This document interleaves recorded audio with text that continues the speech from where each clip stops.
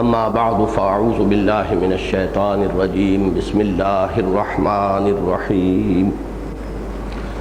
یا ایھا الذین آمنوا اذا نودی للصلاة من یوم الجمعة فاسعوا الى ذکر اللہ وذروا البیع ذالکم خیر لکم ان کنتم تعلمون فَإِذَا قُضِيَتِ الصَّلَاةُ فَانتَشِرُوا فِي الْأَرْضِ وَابْتَغُوا مِن فَضْلِ اللَّهِ وَاذْكُرُوا اللَّهَ كَثِيرًا لَعَلَّكُمْ تُفْلِحُونَ وَإِذَا رَأَوْا تِجَارَةً أَوْ لَهْوًا انفَضُّوا إِلَيْهَا وَتَرَكُوكَ قَائِمًا قُلْ مَا عِندَ اللَّهِ خَيْرٌ مِّنَ اللَّهْوِ وَمِنَ التِّجَارَةِ واللہ خیر الرازقین صدق اللہ العظیم رب اشرح لی صدری ویسر لی امری واحلل عقدۃ من لسانی یفقہوا قولی اللہم ربنا الہمنا رشدنا واعذنا من شرور انفسنا اللہم ارنا الحق حقا وارزقنا اتباعہ وارنا الباطل باطلا وارزقنا اجتنابہ آمین یا رب العالمین۔ حضرات، آپ کو یاد ہوگا کہ ارادہ تو پچھلے درس میں تھا کہ سورہ جمعہ کا دوسرا رکوع جو بہت مختصر ہے، کل 3 آیات پر مشتمل ہے، تو اسی درس میں ہم اس کا مطالعہ مکمل کر لیتے، لیکن ہوتا وہ ہے جو اللہ کو منظور ہوتا ہے، تو اس روز ہمارا مطالعہ صرف اس رکوع کی پہلی آیت تک محدود رہا۔ بقیہ 2 آیات ہیں جن کا آج ہمیں مطالعہ کرنا ہے، یعنی سورہ جمعہ کی آخری 2 آیات۔ ان میں سے بھی ایک آیت جو ہے پہلی، وہ بہت اہم ہے اور قرآن مجید کے جو بنیادی تصورات ہیں اور اس کی جو اساسی اصطلاحات ہیں، ان کے ضمن میں ایک بہت اہم اصطلاح ہے ذکر الہی، اور جس کا خاص طور پر یہاں کثیر کے وصف کے ساتھ ذکر ہوا ہے، وَاذْكُرُوا اللَّهَ كَثِيرًا۔ اور اس کے بارے میں بہت سے لوگوں کے ذہنوں میں یہ سوالات پیدا ہوتے ہیں کہ اس سے مراد کیا ہے اور اس پر عمل پیرا ہونے کی عملی صورت کیا ہے۔ تو آج میں اپنے مطالعے اور فہم کی حد تک ان سوالات کا جواب دوں گا انشاءاللہ العزیز۔ سورہ صف اور سورہ جمعہ کے مضامین میں جو ربط و تعلق ہے اسے تمہیداً اپنے ذہن میں تازہ کر لیں۔ سورہ صف کا مرکزی مضمون نبی اکرم صلی اللہ علیہ وسلم کا مقصد بعثت، لِیُظْہِرَہُ عَلَى الدِّینِ کُلِّہ، اور ظاہر بات ہے کہ اس اظہار دین حق کے بھی 2 ہی مرحلے ہو سکتے تھے۔ ایک یہ کہ جزیرہ نمائے عرب کی حد تک حضور صلی اللہ علیہ وسلم نے بنفس نفیس اللہ کے دین کو غالب کر دیا، لیکن چونکہ آپ کی بعثت ہے پوری نوع انسانی کے لیے، لہذا اس مشن کی اصل تکمیل اس وقت ہوگی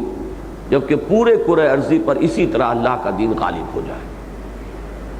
اب ظاہر بات ہے کہ یہ غلبہ دین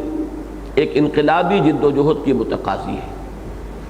اس میں ایک جمعیت کی ضرورت ہے، ایسے لوگوں کی جمعیت کہ جن کی کمٹمنٹ، جن کی اللہ کے ساتھ وفاداری، جن کے لیے زندگی کا مقصد ہی یہ بن جائے کہ اللہ ہی کے لیے تن من دھن لگا دینا ہے، ان صلاتی و نسکی و محیای و مماتی للہ رب العالمین، اس کے لیے اپنی جانیں کھپا دینی ہے، یہاں تک کہ اگر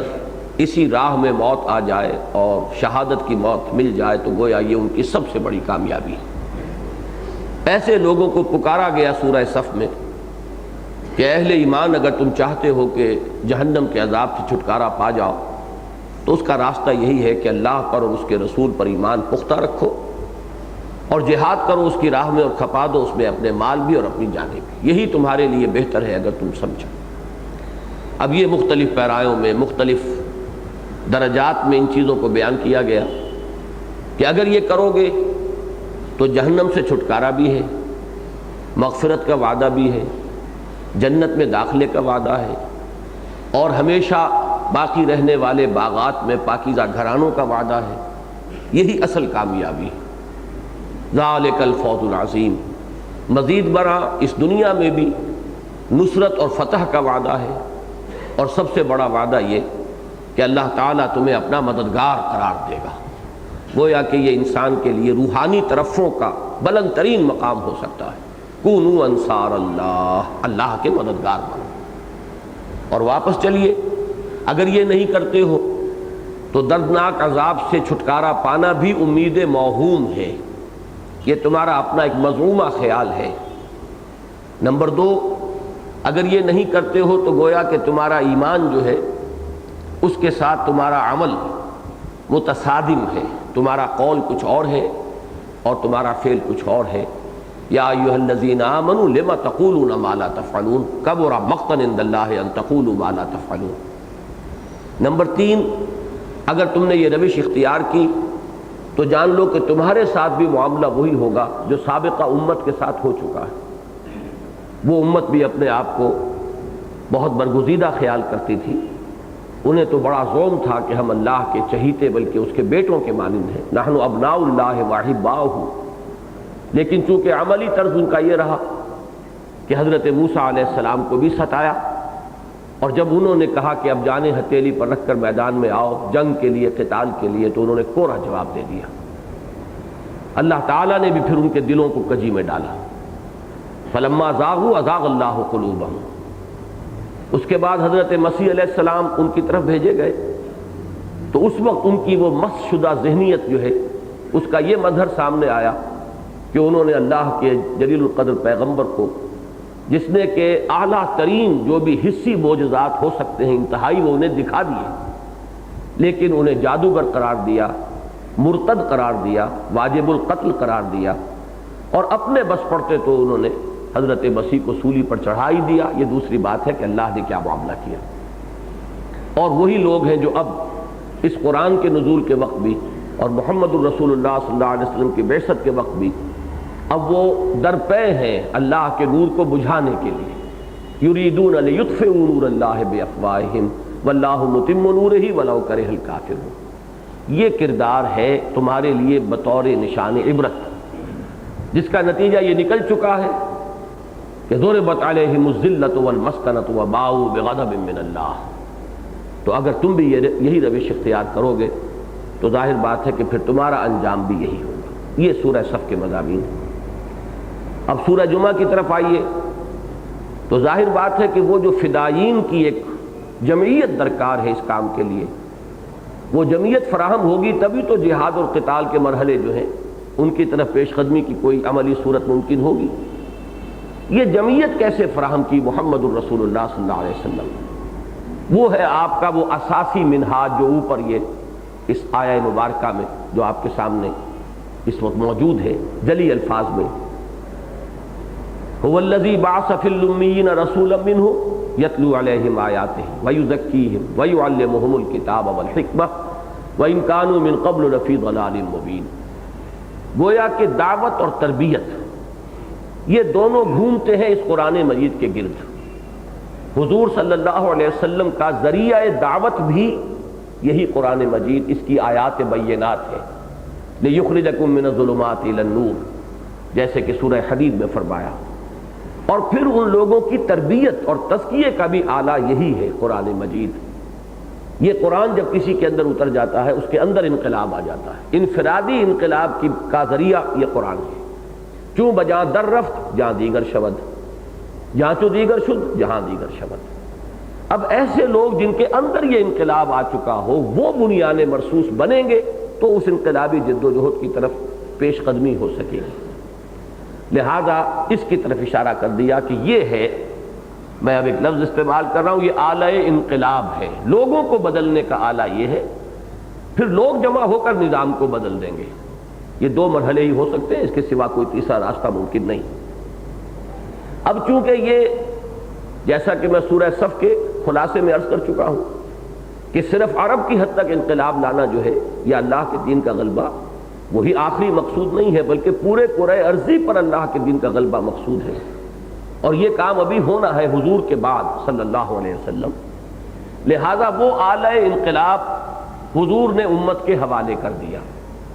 جب مشن حوالے کیا کہ اب تمہیں یہ کام کرنا ہے، فَلْيُبَلِّغِ الشَّاهِدُ الْغَائِبَ،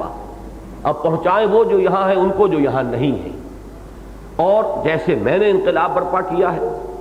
اس جزیرہ نما عرب میں، اسی طرح تمہیں انقلاب برپا کرنا ہے پورے کرۂ ارضی میں۔ لہذا یہ لو، یہ ہے میرا عصائے موسیٰ کہہ لیں اسے، یہ ہے میرا معجزہ،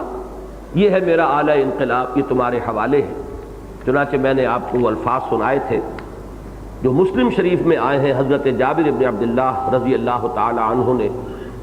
جو تفصیلات بیان کی ہیں حجۃ الوداع کی، اور طویل ترین روایت جو ہے، چونکہ حضور نے ہجرت کے بعد تو ایک ہی حج کیا، وہی ہجرت کے بعد کا پہلا حج بھی ہے اور آخری حج بھی ہے، وہ حجۃ الوداع بھی ہے۔ باقی اس سے پہلے، ہجرت سے پہلے جو بھی آپ نے حج کیے ہوں گے ان کی ہمارے پاس کوئی تفصیل نہیں ہے، کوئی ڈیٹیل نہیں ہے۔ ایک عمرہ کیا ہے آپ نے، عمرہ قضا، وہ جو سن 7 میں ہوا صلح حدیبیہ کے بعد، اور ایک یہ حج ہے حجۃ الوداع۔ اس میں آپ نے اپنے خطبے کے اختتام پہ فرمایا وَقَدْ تَرَكْتُ فِيكُمْ، میں چھوڑ کر جا رہا ہوں تمہارے مابین، مَا لَن تَضِلُّوا بَعْدَهُ إِنِ اعْتَصَمْتُمْ بِهِ، کہ اگر تم اسے مضبوطی سے تھامے رکھو گے کبھی گمراہ نہیں ہوگے۔ کتاب اللہ، وہ اللہ کی کتاب ہے۔ یہ گویا کہ حضور نے حوالے کی امت کے، اب امت کے ذمے ہوا اس کو پہنچانا۔ یہ کام جو ہے اس کی طرف اشارہ کیا گیا کہ جس طرح آج تمہارے حوالے کیا جا رہا ہے اس کتاب کو اور اس کی ذمہ داریوں کو، تم سے پہلے بنی اسرائیل کے حوالے کی گئی تھی کتاب تورات، اور ان کو ذمہ دار ٹھہرایا گیا تھا، لیکن انہوں نے ذمہ داریوں کو ادا نہ کیا۔ دیکھیے سورہ صف میں جہاد و قتال کا مضمون تھا، تو وہاں بھی نشان عبرت کے طور پر بنی اسرائیل کو پیش کیا گیا۔ یہاں قرآن کے پڑھنے پڑھانے اور قرآن کے ذریعے دعوت اور تربیت، وہ چونکہ اصل مضمون ہے، لہذا سابقہ امت نے اپنی کتاب کے ساتھ جو سلوک کیا اس کا ذکر کر دیا گیا۔ مثل الذین حملوا التوراۃ ثم لم يحملوها کمثل الحمار يحمل اسفارا، مثال ان کی جو حامل تورات بنائے گئے تھے پھر انہوں نے اس کی ذمہ داریوں کو ادا نہ کیا، اس گدھے کی سی ہے جو اپنے اوپر کتابوں کا بوجھ لادے ہوئے ہو۔ گٹھڑی بندھی ہوئی ہے کتابوں کی، اعلیٰ ترین فلسفے کی اور حکمت کی کتابیں، لیکن گدھے کی پیٹھ پر اگر وہ گٹھڑی رکھی ہوئی ہے تو اسے کوئی اس کا فائدہ نہیں۔ یہ مثال ہے اس قوم کی، اس امت کی، کہ جو حامل کتاب الہی بنائی جائے اور پھر وہ اس کی ذمہ داریوں کو ادا نہ کرے۔ اس کے بعد ایک اسی سابقہ امت کے حوالے سے ایک اور اہم نقطہ ہے جس کی رہنمائی کر دی گئی کہ جب کوئی امت مسلمہ اپنے اصل فرائض منصبی کو چھوڑ دیتی ہے اور جو کتاب اللہ کی اس کے پاس ہوتی ہے، بجائے اس کے ساتھ تمسک کے اور بجائے اس کی ذمہ داریوں کو ادا کرنے کے اسے گویا کہ اپنا تکیہ بنا لیتی ہے، تو پھر اسے جو سہارا درکار ہوتا ہے، ذہنی سہارا، وہ اس کے کچھ مذمومہ خیالات ہوتے ہیں، امانی ہوتے ہیں۔ ہم تو بخشے بخشائے ہیں، ہم تو اللہ کے چہیتے ہیں۔ اس پر بڑے سرچنگ انداز میں ان سے یہ بات کہلائی گئی نبی اکرم صلی اللہ علیہ وسلم کی زبانی کہ ان سے کہیے اگر واقعہ تمہارا یہ گمان ہے کہ تم اللہ کے بڑے چہیتے اور لاڈلے ہو تو پھر تمہیں موت کی تمنا کرنی چاہیے، پھر زندگی تم پر گرام ہونی چاہیے، اس لیے کہ دوست سے ملاقات کی انسان کو آرزو ہوتی ہے، نہ کہ اس سے دور رہنے کی۔ یہ ہے گویا کہ ایک ایسا انداز کہ جس سے ہر شخص اپنے گریبان میں جھانکنے پر مجبور ہو جائے، اور فرمایا کہ یہ جیسے کہ میں نے 2 اور مقامات کے حوالے سے آپ کے سامنے رکھا تھا کہ ان میں سے ہر شخص یہ چاہتا ہے کہ ہماری زندگی جو 1000 برس کی ہو جائے، لو یعمر 1000 سنہ، اور یہ چیز جو ہے یہ جس امت مسلمہ میں آ جائے پھر وہ بودی ہو جاتی ہے، اس کے اندر کوئی مقاومت نہیں رہتی، کوئی قوت نہیں رہتی۔ اس کے لیے میں نے آپ کو وہ حدیث سنائی کہ حضور نے پیشگی تنبیہ فرما دی تھی کہ مسلمانوں تم پر بھی ایک وقت ایسا آئے گا کہ تم اقوام عالم کے لیے لقمہ تر بن جاؤ گے، جیسے دسترخوان پر کھانا چن دیا گیا ہو تو پھر بلاتے آؤ بھائی آئیے تشریف لائیے تناول فرمائیے، ایسے دنیا کی قومیں تم پر ایک دوسرے کو دعوت دیں گی۔ صحابہ نے عرض کیا امن قلت نحن یومئذ یا رسول اللہ، حضور کیا اس دن ہماری تعداد بہت کم ہوگی؟ فرمایا نہیں، بل انتم یومئذ کثیر، تعداد تو تمہاری بہت ہوگی، ولکنکم غثاء کا غثاء السیل، لیکن تم ایسے ہو کر رہ جاؤ گے جیسے سیلاب کے اوپر کا جھاگ، اور اللہ تعالیٰ تمہارے دشمنوں کے دلوں میں سے تمہاری ہیبت کو نکال دے گا، روب نہیں رہے گا، دھاک نہیں رہے گی، اور تمہارے اندر ایک بیماری پیدا ہو جائے گی جس کا نام وہن ہے۔ جب پوچھا گیا مل وہن یا رسول اللہ، اے اللہ کے رسول وہ وہن کیا ہے؟ آپ نے فرمایا حب الدنیا و کراہیت الموت، دنیا کی محبت اور موت سے فرار، موت کا خوف، موت سے نفرت۔ یہ گویا کہ ایک آئینہ امت محمد صلی اللہ علیہ وسلم کو دے دیا گیا کہ اسی میں ذرا اپنی حالت کو دیکھتے رہا کرو کہ کہیں اسی نقش قدم پر تم تو نہیں چل رہے۔ اب چونکہ یہ عمل ہے تا قیام قیامت اسے جاری رہنا ہے، قرآن کے ذریعے دعوت، قرآن کے ذریعے تربیت، پھر وہ لوگ تربیت یافتہ لوگ وہ پھر جہاد اور قتال کے مراحل طے کریں اور اللہ کے دین کو قائم کریں۔ لہذا اس کے لیے تعلیم قرآن اور اس کا ایک نظام تعلیم بالغاں یہ خطبہ جمعہ کی شکل کے اندر امت کو عطا کر دیا گیا۔ ہر ہفتے ایک دن مسلمان جمع ہوا کریں، اور میں عرض کر چکا ہوں کہ یہ حکمت تمام سابقہ شرائع سماویہ جتنی بھی تھی ان میں موجود تھی کہ ایک دن کو خالص کر لو، ہفتے کے 6 دن تم اپنی معاش میں جد و جہد میں لگا سکتے ہو، لیکن ایک دن خالص کر لو اللہ کی یاد کے لیے، اور اس دن ہر کاروبار دنیاوی مطلقاً حرام۔ یہ دن اصل میں تو جمعے کا تھا، لیکن یہود نے اپنی شرارت نفس کی وجہ سے ہفتہ اختیار کیا۔ اللہ نے وہی ہفتہ جو ہے ان کے لیے مقرر کر دیا کہ اگر جو افضل الایام ہے، تمام دنوں کا سردار، تم خود اس سے اگر دستبردار ہو رہے ہو تو ٹھیک ہے، اس فضیلت سے تم محروم کیے جاتے ہو۔ اب وہ سب کا قانون جو ہے ان کے ہاں نہایت سخت تھا، کوئی کاروبار دنیاوی، کوئی معاشی جد و جہد نہیں کی جا سکتی۔ اس شریعت میں لا کر اسے بہت نرم کر دیا گیا کہ حرام مطلق تو ہے کاروبار صرف اذان جمعہ سے لے کر، اور وہ اذان جمعہ بھی وہ کہ جو خطبے سے پہلے ہوتی، اس سے لے کر اور نماز جمعہ کے اختتام تک، یہ وقفہ تو وہ ہے کہ جس میں ہر کاروبار دنیاوی مطلقاً حرام ہے۔ باقی جیسا کہ اب ہم آج پڑھیں گے، اس کے بعد مباح کر دیا گیا کہ آپ نماز جب ہو چکے منتشر ہو کر زمین میں اللہ کا فضل تلاش کر سکتے ہو، لیکن مختلف انداز سے حضور نے اس کی ترغیب اور تشویق رکھی کہ اس پورے دن کو اس کام کے لیے اب بھی خالص رکھو۔ یہ فرض تو نہیں ہے، اور اس سے اگر تم کنارہ کشی کرو گے تو ایسا نہیں ہے کہ کسی حرام کام کا ارتکاب کرو گے، لیکن تشویق اور ترغیب اسی کی ہے۔ چنانچہ وہ تبکیر، اس کی میں روایت آپ کو پچھلی مرتبہ سنا چکا ہوں کہ یہ جو شخص بھی پہلی ساعت میں نماز جمعہ کے لیے آ جائے گا اس کے لیے اونٹ کا ثواب ہے، دوسری ساعت میں آئے گا تو ایسے جیسے کہ اس نے گائے اللہ کی راہ میں قربان کی، تیسری ساعت میں آئے گا تو ایسے کہ جیسے اس نے کوئی میڈھا اللہ کی راہ میں قربان کیا، چوتھی میں آئے گا تو ایسے جیسے کہ اس نے بکری مرغی صدقہ کر دی اللہ کی راہ میں، اور اس کے بعد 5ویں ساعت ہے، اس کے بارے میں فرمایا کہ بالکل اتنا ثواب اب رہ جائے گا جیسے اللہ کی راہ میں ایک انڈا خیرات کر دیا۔ اس کے بعد جب اذا خرج الامام، جب امام نکلتا ہے خطبے کے لیے، توب الصحف، تو جو فرشتے مسجد کے دروازوں پر موجود ہوتے ہیں اندراج کے لیے، وہ اپنے رجسٹر بند کر دیتے ہیں۔ یستمعون الذکر، وہ خود بھی اب اس ذکر کو سننے میں منہمک ہو جاتے ہیں، یعنی امام کا خطبہ جو ہے وہ ذکر ہے۔ چنانچہ یہ میں وضاحت پچھلی مرتبہ کر چکا ہوں کہ اگرچہ نماز بھی ذکر ہے، اقم الصلاۃ علی ذکری، لیکن سورہ جمعہ کی پہلی آیت میں جو لفظ ذکر آیا ہے، یا ایھا الذین آمنوا اذا نودی للصلاۃ من یوم الجمعۃ فاسعوا الی ذکر اللہ، اس حدیث سے اس کی وضاحت ہو گئی یستمعون الذکر، کہ اس سے جو اصل مقصود ہے یہاں وہ خطبہ جمعہ ہے۔ اور خطبہ جمعہ میں یہ روایت ہمارے پاس پہنچ گئی، نبی اکرم صلی اللہ علیہ وسلم کا معمول کیا تھا؟ یقرأ القرآن ویذکر الناس، آپ خطبے میں قرآن پڑھتے تھے اور لوگوں کو تذکیر فرماتے تھے، جیسے سورہ قاف کی آخری آیت ہے فذکر بالقرآن من یخاف وعید، اے نبی تذکیر کیجئے قرآن کے ذریعے سے۔ تو خطبے کا اصل مقصد ہے تذکیر بالقرآن، یاد دہانی کرانا قرآن کے ساتھ۔ تذکیر کس شے کی؟ تمہارا نظریہ، جس کو ہم ایمان کہتے ہیں، تمہارا ہدف نصب العین،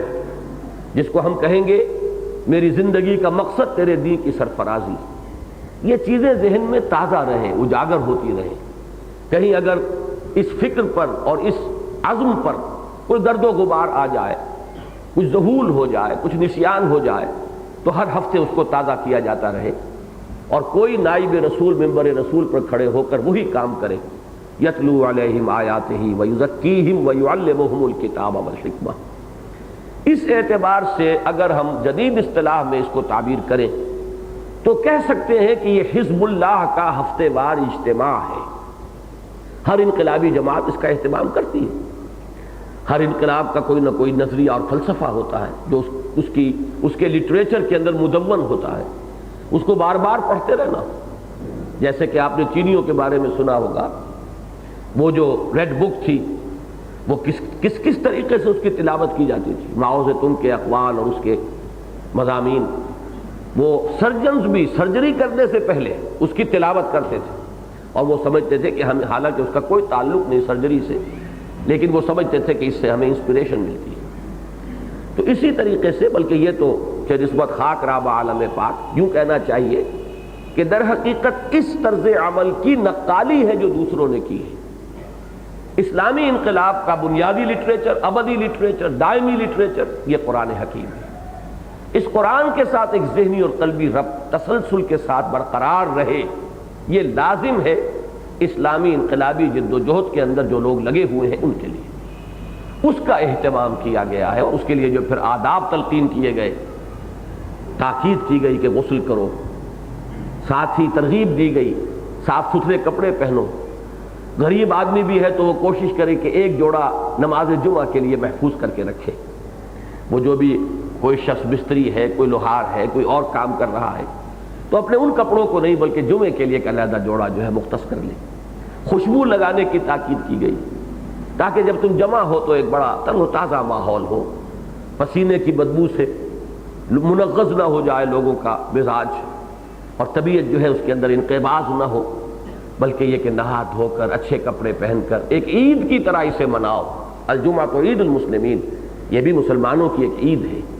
اور وہاں جمع ہو اور اچھے ماحول کے اندر کوئی نائب رسول وہی عمل سر انجام دے، یقرأ القرآن ویذکر الناس۔ یہ تو وہ مضامین ہے کہ جو اب تک ہم پڑھ چکے ہیں۔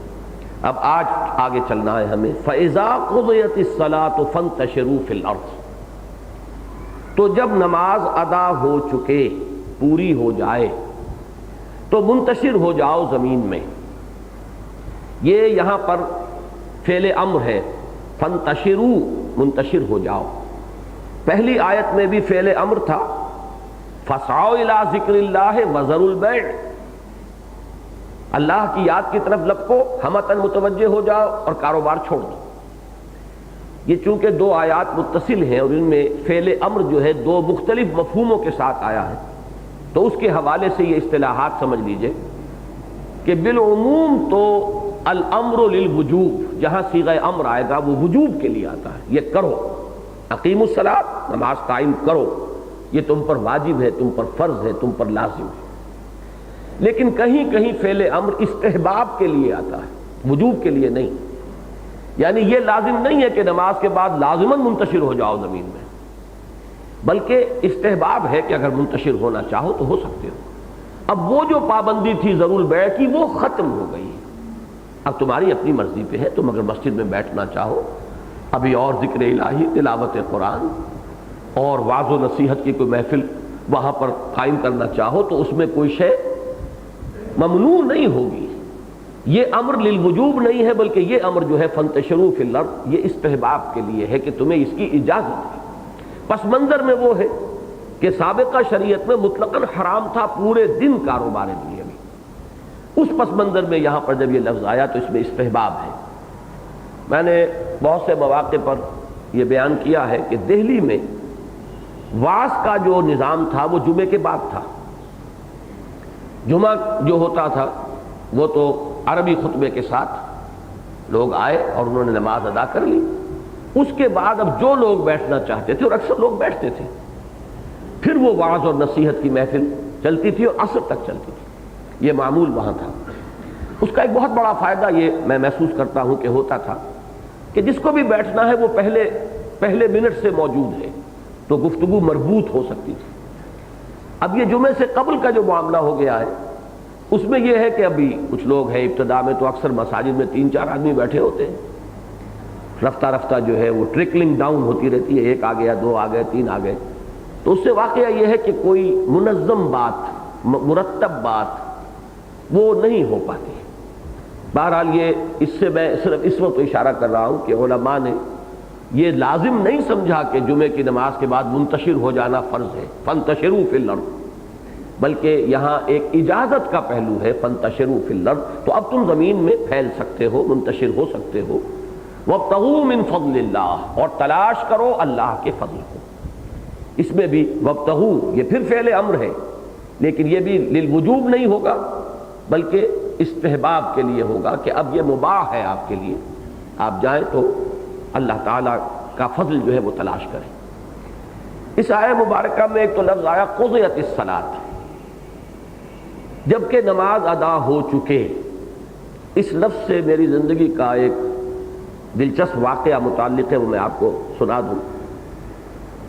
ہمارے ہاں جو انکار حدیث کا فتنہ اٹھا، اور اگرچہ پہلے کچھ اور لوگ تھے جنہوں نے اس کے لیے ابتدائی مواد تیار کیا ہے، اسلم جیراج پوری اور عبداللہ چکرالوی، یہ 2 شخصیتیں تھیں، لیکن اس کو زیادہ شد و مت کے ساتھ اور شرح و بسط کے ساتھ اور بڑے ہی عمدہ انداز نگارش کے ساتھ یہ غلام احمد پرویز صاحب نے اسے عام کیا، وہ گویا کہ سمبل بن گئے اس فتنہ انکار حدیث کے۔ انہوں نے ایک تصور یہ پیش کیا کہ صلاۃ کے معنی نماز جو ہے یہ ہے ہی نہیں، صلاۃ تو نظام کو کہتے ہیں، نظام ربوبیت کو کہتے ہیں، معاشرے کو کہتے ہیں، تو یہ انہوں نے تصور دیا ہے کہ یہ در حقیقت ہمارے زوال اور ہمارے قرآن مجید کی اصل تعلیمات سے بعد کا مظہر ہے کہ ہم نے صلاۃ کے معنی کر دیے نماز۔ تو ایک مرتبہ جب کہ میں MBBS کر کے ابھی گیا ہی تھا ساہیوال، وہاں ایک صاحب تھے جو میونسپل آفیسر تھے، انجینئر تھے، اور میونسپلٹی کا وہ سارا جو نقشے وغیرہ پاس کرنے کا کام ہے ان کے حوالے تھا۔ آدمی بہت شریف تھے، اس میں کوئی شک نہیں، لیکن کٹر پرویزی۔ اور اس سے میں در حقیقت اشارہ کر رہا ہوں کہ کتنے ہی لوگ ہمارے معاشرے میں بنیادی طور پر شریف، لیکن یہ کہ وہ مغالطے کے اندر مبتلا ہو جاتے ہیں، کوئی بات جو ہے اس انداز میں کہی گئی ہے کہ وہ ان کے دل میں اتر گئی۔ تو ایک روز گفتگو ہو رہی تھی تو انہوں نے چیلنجنگ انداز میں یہ کہا کہ کوئی آیت قرآن کی آپ مجھے ایسی بتائیے جس میں صلاۃ کے معنی معاشرہ نہ کیے جا سکتے ہوں۔ تو ایک دفعہ تو میں بھی ہل گیا، میں نے کہا کہ یہ جو اس طرح یہ بات کر رہے ہیں تو انہوں نے پورا دیکھ بھال لیا ہوگا، اور قرآن مجید کا پورا اس اعتبار سے انہوں نے جائزہ لے لیا ہوگا، تب اس دھڑلے کے ساتھ اور اس چیلنجنگ انداز میں کہہ رہے ہیں۔ تو میں کچھ چکرایا، لیکن اچانک پھر اس آیت کی طرف ذہن اللہ تعالیٰ نے منتقل کر دیا، فَإِذَا قُضِيَتِ الصَّلَاةُ فَانتَشِرُوا فِي الْأَرْضِ۔ میں نے کہا یہاں صلاۃ کے معنی اگر معاشرہ کریں گے تو اس کے معنی یہ ہے کہ جب معاشرے کا تیا پانچا کر چکو اور زمین میں منتشر ہو جاؤ، یہ ترجمہ کریں گے آپ؟ کہنے نہیں۔ میں نے کہا دیکھیں یہاں لازماً کوئی نہ کوئی عمل معین مراد لینا پڑے گا، جب وہ عمل ہو چکے، اس سے معاشرہ ہرگز یہاں مراد نہیں لیا جا سکتا۔ تو میں نے اس وقت کی جو ان کی کیفیت تھی کئی دفعہ بیان کیا ہے کہ آج بھی میرے سامنے وہ نقشہ آ جاتا ہے کہ جو قرآن مجید میں حضرت ابراہیم علیہ السلام اور نمرود کے مکالمے میں آیا ہے، فَبُہِتَ الَّذِي كَفَرَ، تو پھر وہ کافر مبہوت ہو کر رہ گیا، کوئی اس کے پاس جواب نہیں تھا۔ تو میرے ذہن میں اب بھی ان کی وہ جو شکل ہے اس وقت موجود ہے کہ کس طرح ایک دم وہ ایسے ہو کر رہ گئے تھے ہکا بکا کہ جیسے ان کے پاؤں تلے سے زمین نکل گئی۔ فَإِذَا قُضِيَتِ الصَّلَاةُ فَانتَشِرُوا فِي الْأَرْضِ، جب نماز ادا ہو چکے تو اب تم منتشر ہو سکتے ہو، پھیل سکتے ہو زمین میں۔ وَابْتَغُوا مِن فَضْلِ اللَّهِ، دوسرا لفظ بہت اہم جو آیا ہے وہ اللہ کا فضل، تلاش کرو اللہ کے فضل کو۔ دیکھیے یہاں پر بہت اہم نقطہ دیا جا رہا ہے کہ رزق جو بھی ہے وہ اللہ کا فضل ہے، اور انسان اسے صرف تلاش کرتا ہے، پیدا نہیں کرتا۔ یہ دو تصورات جو ہمارے ذہنوں میں بیٹھے ہوئے ہیں کہ گویا کہ میں کماتا ہوں، میں محنت کرتا ہوں، میں پیدا کرتا ہوں، کسان شاید پیدا کر رہا ہے یا کوئی کارخانے والے کوئی شے پیدا کر رہے ہیں، بنا رہے ہیں۔ قرآن مجید رزق کے لیے لفظ فضل لاتا ہے، اور نیکی اور بدی کے لیے لفظ کسب لاتا ہے۔ کسب جو ہے انسان کی کمائی، وہ اصل میں یا نیکی ہے یا بدی ہے، لیکن اصل میں جو رزق جسے ہم سمجھتے ہیں کمائی، وہ قرآن مجید کی اصطلاح میں فضل ہے۔ یہ اللہ تعالیٰ کی طرف سے عطیہ ہے انسان کو۔ یہ لازم نہیں ہے کہ انسان کی محنت کے متناسب ملے۔ انسان بسا اوقات نہایت ذہین انسان، اور وہ لاکھ ہاتھ پہ مارتا ہے، اس کے ہاتھ پلے کچھ نہیں پڑتا۔ اس کے مقابلے میں کہیں کم صلاحیتوں والا آدمی، اور آپ دیکھتے ہیں کہ وہ مٹی میں ہاتھ ڈالتا ہے سونا بن جاتا ہے۔ پھر یہ کہ ایک ہی شخص ایک وقت میں بہت کامیاب کاروباری تھا، اور اس کا حال وہی تھا اسی محاورے کے مطابق کہ مٹی میں ہاتھ ڈالتا تھا سونا بنتا تھا۔ اسی شخص کا حال پھر یہ ہو جاتا ہے کہ اب وہ سونے میں ہاتھ ڈالتا ہے مٹی بن جاتی ہے۔ تو معلوم یہ ہوا کہ یہ چیزیں در حقیقت ہمارے ارادے یا ہماری محنت ہی پر اس کا دار و مدار اور انحصار نہیں ہے، یہ اللہ کا فضل ہے، اللہ کی دین ہے۔ اور اس کے لیے جو محنت ہم کرتے ہیں وہ ابتغاء ہے، تلاش کرنا۔ اس کی بڑی پیاری سی مثال یہ ہے کہ فرض کیجئے کوئی شخص آپ سے کہتا ہے اس گھر میں میں نے آپ کے لیے ایک پوٹلی میں کچھ نقدی باندھ کر کہیں چھپا دی ہے، جاؤ تلاش کرو۔ اب وہ دی ہوئی تو ہے، اس کی رکھی ہوئی ہے، اب آپ صرف تلاش کر رہے ہیں اس کو۔ یہ ساری بھاگ دوڑ جو ہے تلاش کے درجے میں ہے، ورنہ رزق اللہ کا معین ہے، وہ تو لازماً مل کر رہے گا۔ اسی لیے میں ایک مثال دیا کرتا ہوں کہ رزق عقل حلال اور عقل حرام کا اتنا ہی فرق ہے کہ فرض کیجئے کوئی شخص کہتا ہے کہ لائل پور کا گھنٹہ گھر جو ہے، چوک جو ہے، وہاں میں نے فلاں چیز آپ کے لیے رکھ دی ہے آپ کی، لیکن اس بازار سے جا کر لیں گے تو جائز ہے، اور اس بازار سے جا کر لیں گے تو ناجائز ہے۔ ادھر سے جانا ممنوع ہے، ادھر سے جانے کی اجازت ہے۔ اب اگر آپ اس جائز راستے سے جس سے اجازت ہے اس سے جائیں گے تو وہ آپ کے لیے حلال ہو گئی، اور اگر آپ نے اس ممنوع راستے سے جا کر لیا تو وہ حرام ہو گئی، حالانکہ وہ تو آپ کے لیے معین تھی، وہ تو دی جا چکی تھی، لیکن اس کا ذریعہ جو ہے تلاش کا وہ آپ نے غلط اختیار کر لیا۔ ورنہ یہ ہے کہ رزق تو در حقیقت اللہ تعالیٰ کی طرف سے معین ہے، مقدر ہے، اور یہ اللہ کا فضل ہے، یہ تمہاری محنت اور کسب کے اوپر اس کا دار و مدار نہیں۔ فَإِذَا قُضِيَتِ الصَّلَاةُ فَانتَشِرُوا فِي الْأَرْضِ وَابْتَغُوا مِن فَضْلِ اللَّهِ۔ اب اس کے بعد آئے وہ الفاظ وَاذْكُرُوا اللَّهَ كَثِيرًا لَعَلَّكُمْ تُفْلِحُونَ، اور اللہ کا ذکر کرو کثرت کے ساتھ، یاد کرو اللہ کو کثرت کے ساتھ تاکہ تم فلاح پاؤ۔ یہ فلاح کا دار و مدار ذکر کی کثرت کے ساتھ ہے۔ اس کے حوالے سے اصل میں چاہتا ہوں کہ آج ذکر کی حقیقت، اس کی ماہیت، قرآن مجید کی ایک بنیادی اصطلاح ہونے کے اعتبار سے اس کا اصل مفہوم، پھر اس کے ذرائع، اس کے طریقے جو ہمیں ملتے ہیں کتاب و سنت سے،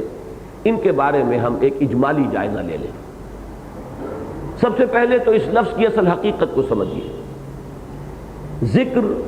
تذکرہ، تذکار، ذکرہ، یہ بہت سے الفاظ ہیں جو اس سے بنتے ہیں، اور ان سب کے اندر ایک لفظ مشترک ہے، یاد کرنا، یاد دلانا، تذکیر یاد دلانا، تذکر خود یاد کرنا۔ اس سے جو اصل حقیقت سامنے آتی ہے وہ یہ ہے کہ کچھ حقائق ہیں جو انسان کی فطرت میں مضمر ہیں، صرف ان پر پردے پڑ جاتے ہیں، ذہول، نسیان، ماحول میں گم ہو جانے کی وجہ سے۔ کافر کی یہ پہچان کہ آفاق میں گم ہے،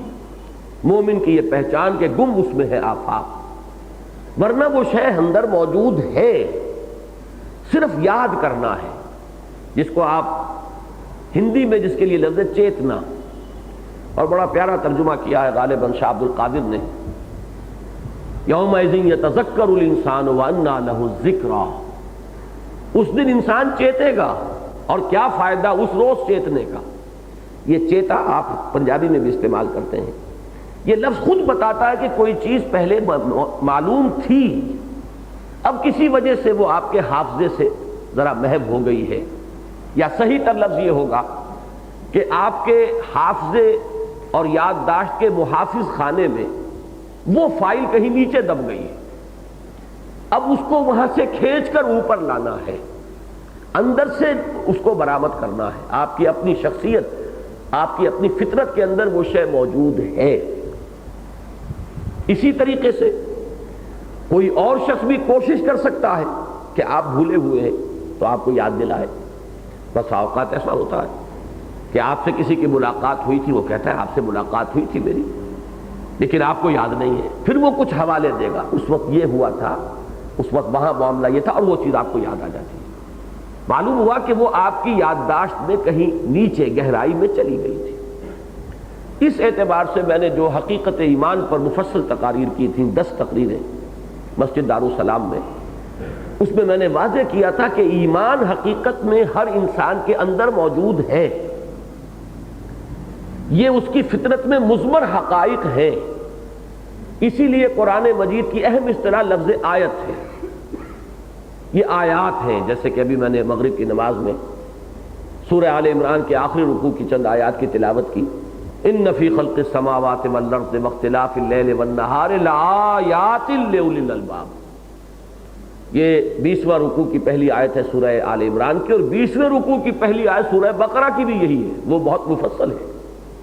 ان فی خلق السماوات والارض واختلاف اللیل والنہار والفلک التی تجری فی البحر بما ينفع الناس وما انزل اللہ من السماء من ماء فاحیا به الارض بعد موتها وبث فيها من كل دابة وتصريف الرياح والسحاب المسخر بين السماء والارض لآیات لقوم یعقلون. یہ نشانیاں ہیں. اس کائنات کا ذرہ ذرہ ایک نشانی ہے اللہ کی، اس کی حکمت کی، اس کی قدرت کی. اس نشانی کو دیکھو اور کوئی یاد آ جانا چاہیے. اگر نہیں آ رہا تو کسی شخص کے لیے ممکن نہیں ہے کہ وہ آپ کے دل میں ایمان اتار سکے. وہ تو آپ کے اپنے اندر ہی سے ابھرے گا، آپ کے اپنی فطرت کی گہرائیوں سے ابھر کر آئے گا اور آپ کے شعور کی سطح پر جلوگر ہو جائے گا. باہر سے نہیں داخل کیا جا سکتا، یہ اپنی فطرت کے اندر موجود ہے. صرف تذکیر، یاد دہانی کرانا، وہ جو پردے پڑ گئے ہیں اوپر ذہول کے اور نسیان کے، انہیں ہٹانا، یہ ہے آپ کا کام. اسی لیے دیکھیے کس قدر پیارا اسلوب ہے آخری پارے کی ایک سورت کا، جو اکثر حضور جمعے میں اور عیدین میں پڑھا کرتے تھے. سورۃ الغاشیہ، اس کے آخر میں فرمایا افلا ينظرون الى الابل كيف خلقت والى السماء كيف رفعت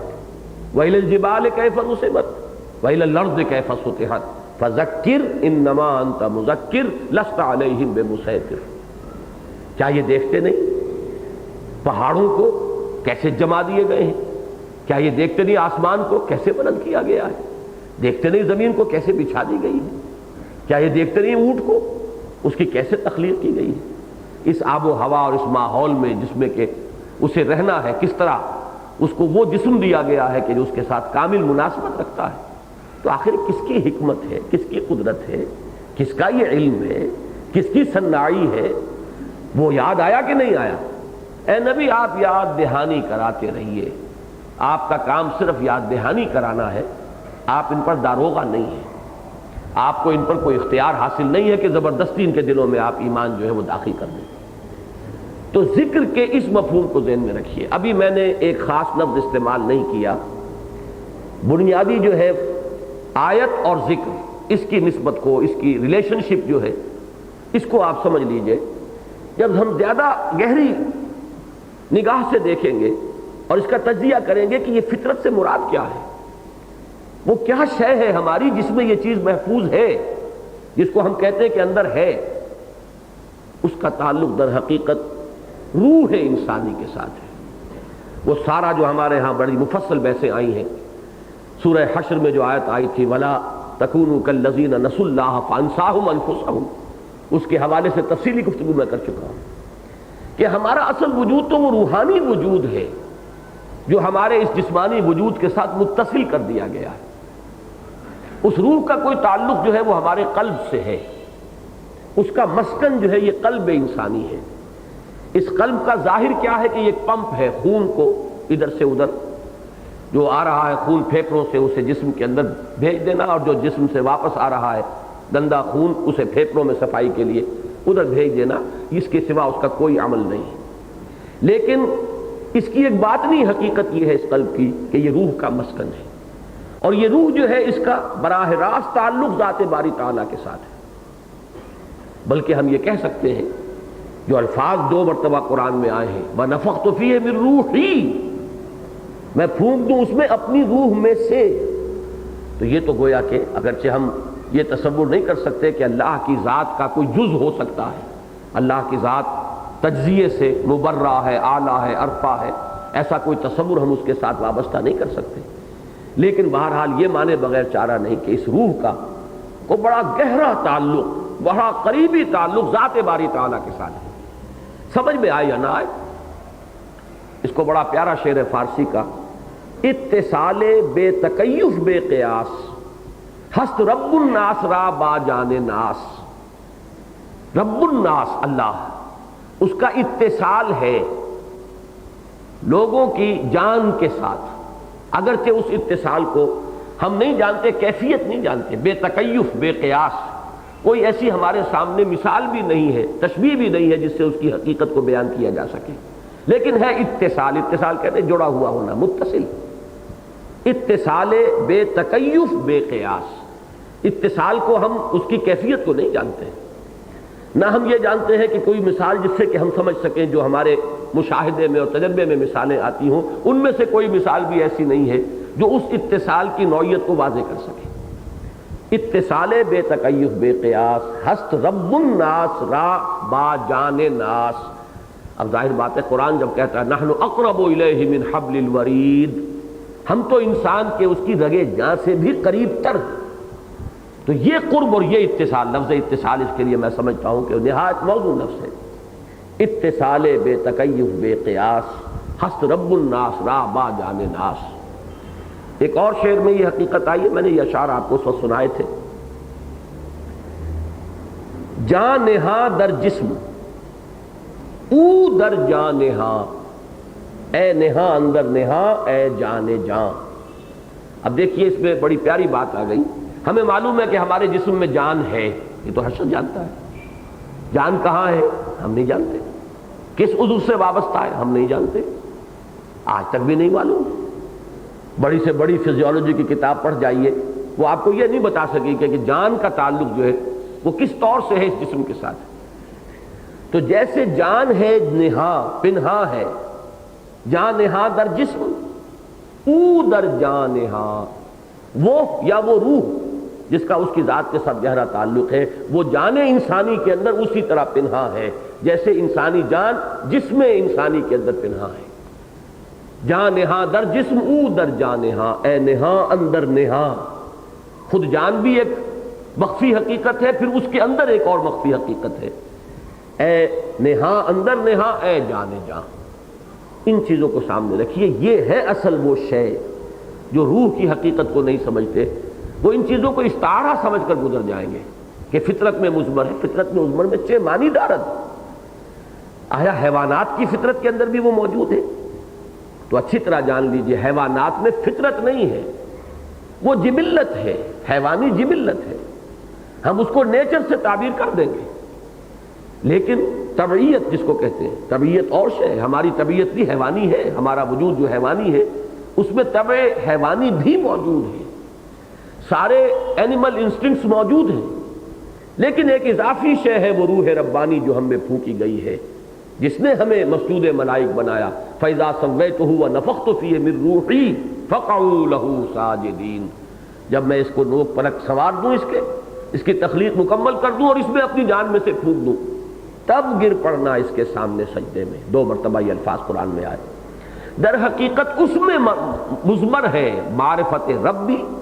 اس میں مضمر ہے محبت خداوندی بھی، لیکن وہ دبی ہوئی ہے، وہ ہمارے حیوانی وجود کے دباؤ کے تحت وہ سسکتی رہتی ہے، یہاں تک کہ بسا اوقات وہ بالکل مردہ بن کر اور اس جسم کے اندر وہ گویا کہ دفن ہو کر رہ جاتی ہے، اور یہ چلتا پھرتا ایک تازیہ ہوتا ہے انسان کا جسم۔ نظر آ رہا ہے کہ انسان چل پھر رہا ہے، حقیقت میں اس انسان کا اصل انسان مر چکا ہے، وہ اب حیوان انسان ہے جو چل پھر رہا ہے۔ یہ ہے در حقیقت، اگر اس بات کو سمجھ لیں گے تو اب ذکر کی حقیقت سامنے آ گئی، وہ تو اندر ہے، صرف یہ ہے کہ ایکٹیویٹ کرنا ہے اسے۔ میں نے ان تقریروں میں لفظ استعمال کیا تھا کیٹلیٹک ایجنٹ۔ 2 چیزیں ہیں ان کے مابین، کیمیکل ایکشن ہو نہیں سکتا جب تک کہ ایک کیٹلیٹک ایجنٹ موجود نہ ہو، اور وہ ایجنٹ کنزیوم نہیں ہوتا، وہ صرف اس عمل کو شروع کرا کے پھر وہ باقی ایسا کرتے ایسا موجود رہتا ہے۔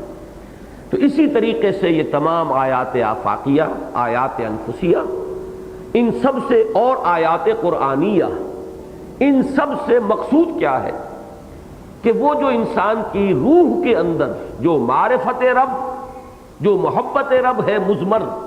اس کو اجاگر کیا جائے، ابھارا جائے، ظہول کے جو پردے پڑ گئے ان کو اٹھا دیا جائے، نسیان کے جو اس کے اوپر نقاب آ چکے ہیں ان کو ہٹا دیا جائے، تاکہ فطرت کے اندر سے ابھر کر وہ شے جو ہے اس کے شعور کی سطح پر آ جائے۔ تو اصل میں ذکر نام ہے اس شے کا۔ اب اس کے ذرائع ہیں، اس کے لیے کیا کیا شکلیں اختیار کی جائیں جن کو کہ ہم عام طور پر ذکر سے تعبیر کر دیتے ہیں۔ دیکھیے اب یہاں پر نوٹ کیجئے، ذرائع ذکر میں اہم ترین، جامع ترین، مؤثر ترین خود قرآن مجید ہے۔ یہی وجہ ہے کہ قرآن مجید اپنے آپ کو ایک سے زائد مقامات پر کہتا ہے الذکر، یہ ذکر ہے، الذکر، دی ریممبرنس، اس لیے کہ یہ جو ہمارے اندر سے ابھار کر ہمارے اپنی فطرت میں مضمر حقائق، ہماری اپنی روح کی معرفت جو اس میں موجود ہے، اس کو ابھار کر لاتا ہے ہمارے شعور کے سطح پر، تو اس کے اعتبار سے سب سے مؤثر شے جو ہے یہ کلام اللہ ہے،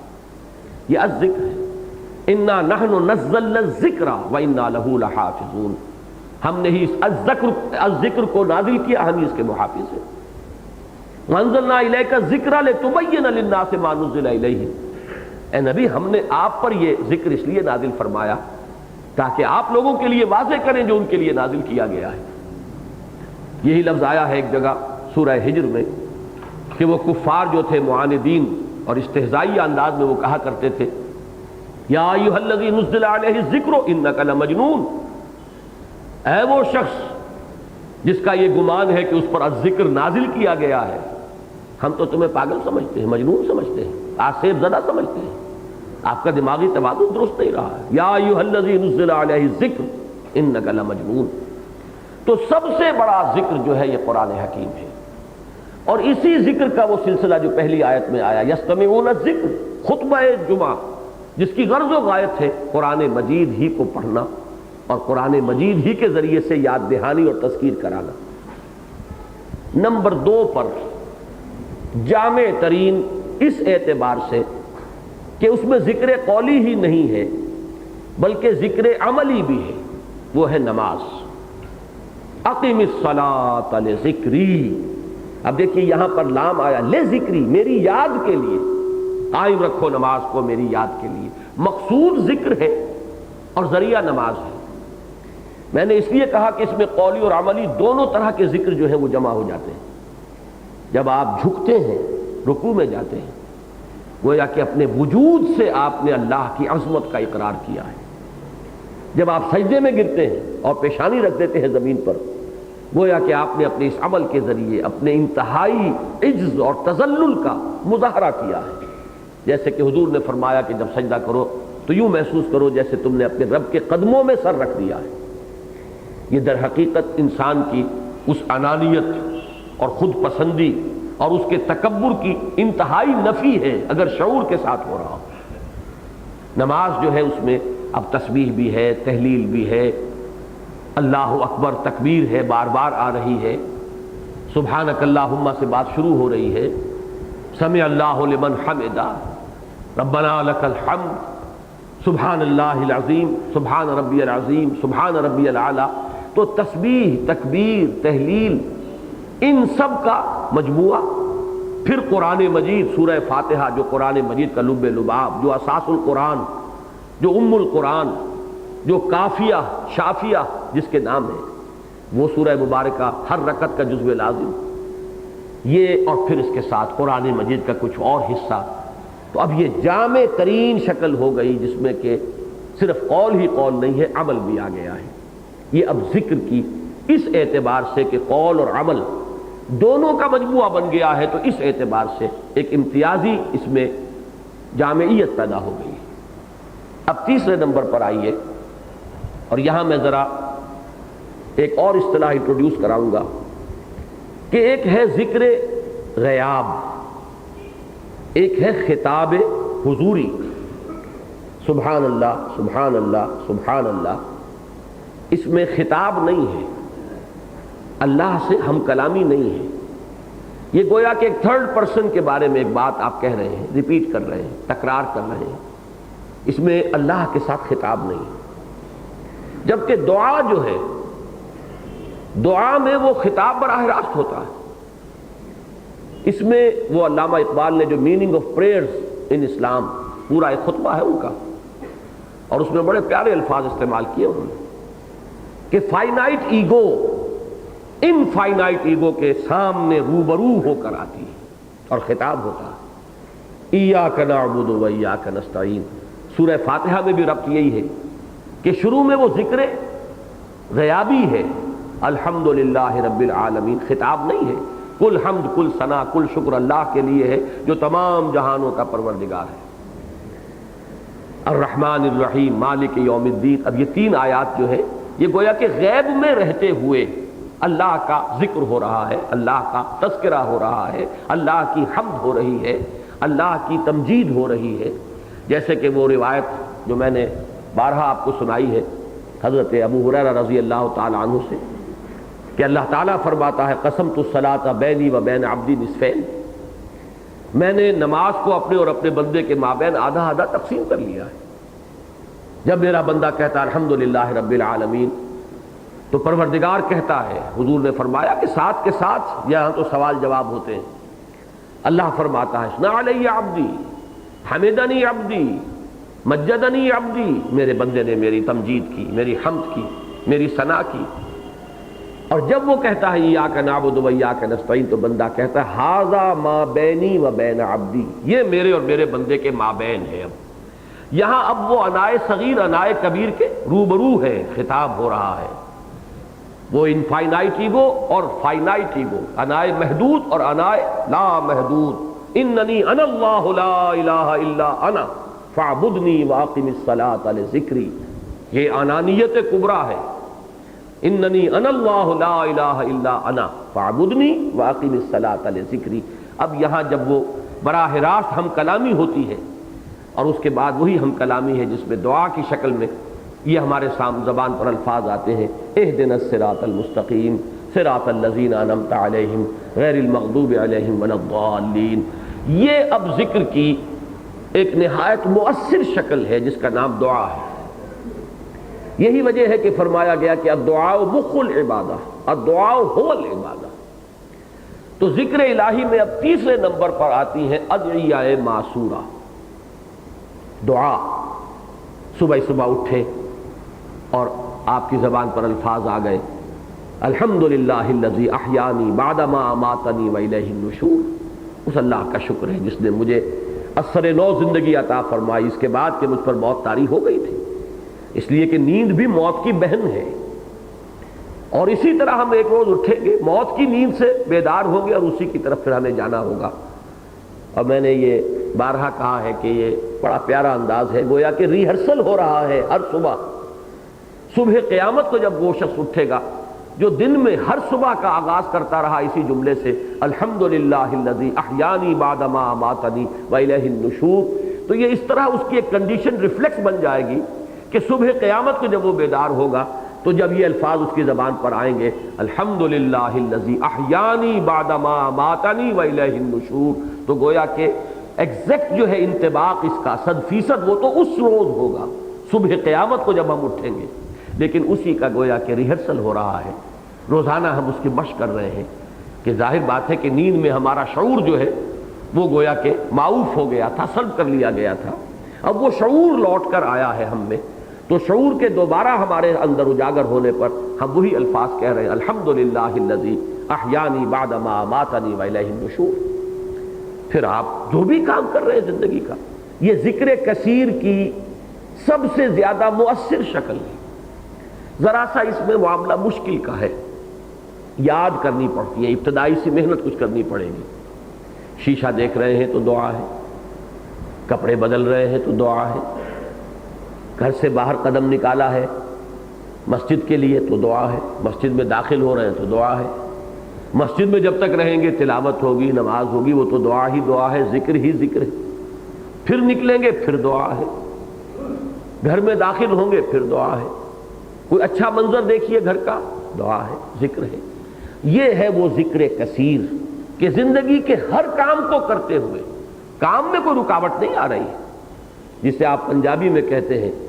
کہ ہتھ کارول اور دل یارول، آپ کا ہاتھ جو ہے وہ لگا رہے کام میں، وہ اپنی جو بھی محنت ہے مشقت ہے کر رہا ہے، لیکن دل اللہ کے ساتھ جو ہے جڑا رہے۔ یہ ذکر کا اصل مفہوم کیا ہے؟ استحضار اللہ فی القلب، اللہ کو موجود کرنا یا موجود رکھنا اپنے دل میں، یہ ہے ذکر۔ اب یہ اس کے ذرائع ہیں، تلاوت قرآن اس کا سب سے بڑا ذریعہ، سب سے جامع کلام الہی ہے، یہ ہمارے اندر کی مخفی حقیقتوں کو خوب ابھار ابھار کر لاتا ہے، ہمارے شعور کی سطح پر اجاگر کرتا ہے۔ نماز اس اعتبار سے جامع ذکر ہے کہ اس میں جو آپ کی کیفیات عبدیت ہیں ان کا ظہور ساتھ کے ساتھ عمل میں ہو رہا ہے۔ قنوت جسے کہتے ہیں ہم کھڑے ہونے کو، وہ کھڑا ہونا بھی اس طرح نہیں ہے جیسے کہ سینہ تان کر آپ کھڑے ہوتے ہیں، وہ بھی جھک کر، اور اس میں بھی یہ خشوع و خضوع کی کیفیت، اسی کو قنوت کہتے ہیں۔ فرما بردارانہ انداز میں کھڑا ہونا، جیسے کہ غلام اپنے آقا کے حضور میں حاضر رہے، کسی بادشاہ کے سامنے اس کا غلام یا خادم جیسے کھڑا ہوتا ہے، ایسے قنوت ہے۔ کھڑے ہونے میں بھی رنگ وہ ہے، اس میں بھی ایک تذلل ہے اور عجز ہے، لیکن پھر رکوع جو ہے اس میں اور وہ بڑھ گیا ہے تذلل، اور سجدہ تو یوں سمجھیے، اسی لیے حضور نے فرمایا کہ اقرب ما یکون العبد الی اللہ فی السجود، قریب ترین جو بندہ ہوتا ہے اللہ سے تو سجدے میں ہوتا ہے۔ ان دونوں میں یوں سمجھیے کہ ذکر جو ہے اس کی اعلیٰ ترین شکلیں ہیں تلاوت قرآن اور نماز۔ اور نماز کو اس لیے جامع کہہ رہا ہوں، اس میں خود قرآن کا لب لباب بھی آ گیا۔ سورہ بقرہ کے بعد لا صلاۃ لمن لم یقرأ بفاتحۃ الکتاب،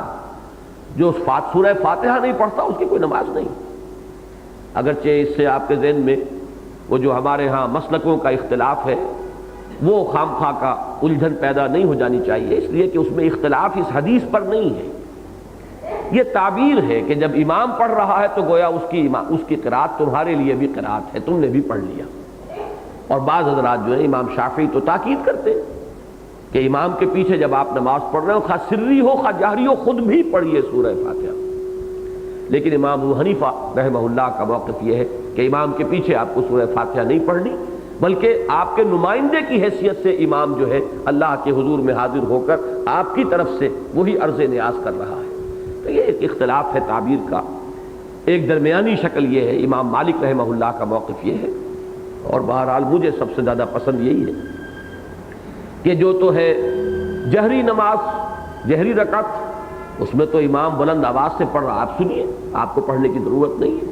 آپ کا سننا گویا کہ پڑھنے کے قائم مقام ہو گیا۔ اور قرآن مجید کا حکم بھی ہے اذا قرئ القرآن فاستمعوا له وانصتوا، جب قرآن مجید پڑھا جا رہا ہو تو پوری توجہ کے ساتھ اسے سنا کرو اور خود خاموش رہا کرو۔ لیکن جب سری رکعت ہے یا سری نماز ہے، آپ کو معلوم ہے کہ ظہر اور عصر کلیتاً سری ہے، چاروں کی چاروں رکعتیں، جبکہ فجر جو ہے کلیتاً جہری ہے۔ مغرب اور عشاء میں دو دو رکعتیں جو ہے وہ جہری ہیں، اور ایک اور دو رکعتیں عشاء میں، اور ایک جو ہے وہ مغرب میں، یہ سری ہے۔ سری رکعتوں میں مقتدی جو ہے وہ بھی پڑھ لے۔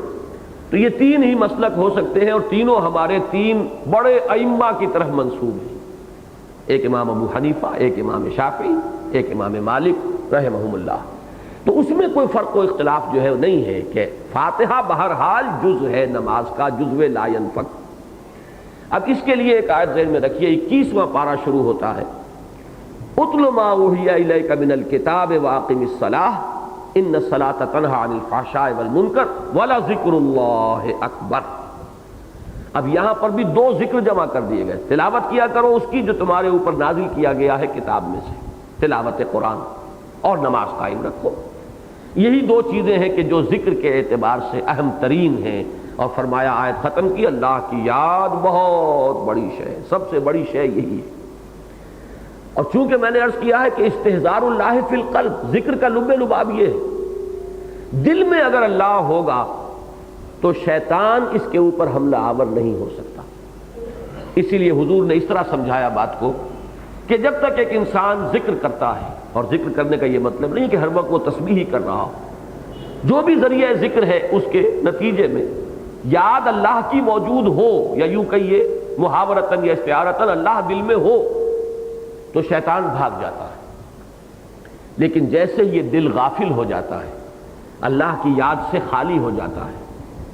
تو عربی کا بھی یہ محاورہ ہے، ان کی ضرب المثل ہے کہ راس البطال دکان الشیطان، کسی جو شخص جو ہے کہیں مصروف نہ ہو، بیکار آدمی ہو، تو اس کا سر جو ہے شیطان کی دکان بن جاتا ہے۔ اور آپ بھی کہتے ہیں فارسی میں کہ خانہ خالی را دیو میں گیرت، گھر خالی ہو تو اس کے اوپر دیو قبضہ کرتا ہے، جنات اپنا ڈیرا جما لیتے ہیں۔ اگر یہ دل اللہ کی یاد سے خالی ہے تو اب شیطان کو موقع ملے گا۔ اور حضور نے حدیث میں الفاظ استعمال کیے، وہ اپنی تھوتنی جما کر، یہ تھوتنی جو ہے سور کے منہ کو آپ کہتے ہیں تھوتنی، تو وہ لفظ استعمال کیا گیا کہ وہ اپنی تھوتنی جما دیتا ہے دل پر اور پھونکے مارنی شروع کر دیتا ہے، جس سے کہ آپ کا نفس امارہ اور اس کے اندر جو مضمر جو اینیمل انسٹنکٹس ہیں وہ مشتعل ہوتے ہیں۔ یہ کب کرے گا؟ جبکہ ذکر سے یہ دل خالی ہو چکا ہو۔ اللہ یہاں ہے تو کوئی سوال نہیں ہے، اللہ کی یاد یہاں ہے یا اللہ ہے تو کوئی سوال نہیں ہے کہ شیطان آپ پر حملہ کر سکے۔ اس کا تعلق جو ہے اگلی صورت سے بھی جڑ جائے گا، اس لیے کہ سورہ منافقون اب آ رہی ہے سورہ جمعہ کے بعد، اور اس میں نفاق سے بچنے کے لیے جو تدبیر فرمائی گئی وہ یہی ہے، یا ایھا الذین آمنوا لا تلھکم اموالکم ولا اولادکم عن ذکر اللہ ومن یفعل ذلک فاولئک هم الخاسرون۔ اہل ایمان دیکھنا تمہیں کہیں تمہاری اولادیں اور تمہارے مال اور اسباب یہ اللہ کی یاد سے غافل نہ کر دیں، ان میں مصروف ہو کر، ان میں گم ہو کر تم اللہ کو نہ بھول جاؤ۔ اگر ایسا کرو گے، جو شخص ایسی حرکت کرے گا تو وہ خسارہ پانے والوں میں سے ہو جائے گا۔ گویا کہ وہ شیطان کو اپنے اوپر تسلط کا موقع دے رہا ہے، اور شیطان جب مسلط ہو جائے گا دل پر تو اس کا تدریجاً پھر عمل کیا ہوگا کہ اوپر سے آپ مسلمان نظر آئیں گے، جیسے چوکھٹ جو ہوتی ہے لکڑی کی، اوپر سے وہ پوری نظر آتی ہے کہ پوری چوکھٹ ہے، اندر سے دیمک چٹ کر چکی ہے، وہ ایک منیر اوپر چھوڑتی جاتی ہے، اتنی اللہ تعالیٰ نے عقل اسے بھی دے رکھی ہے۔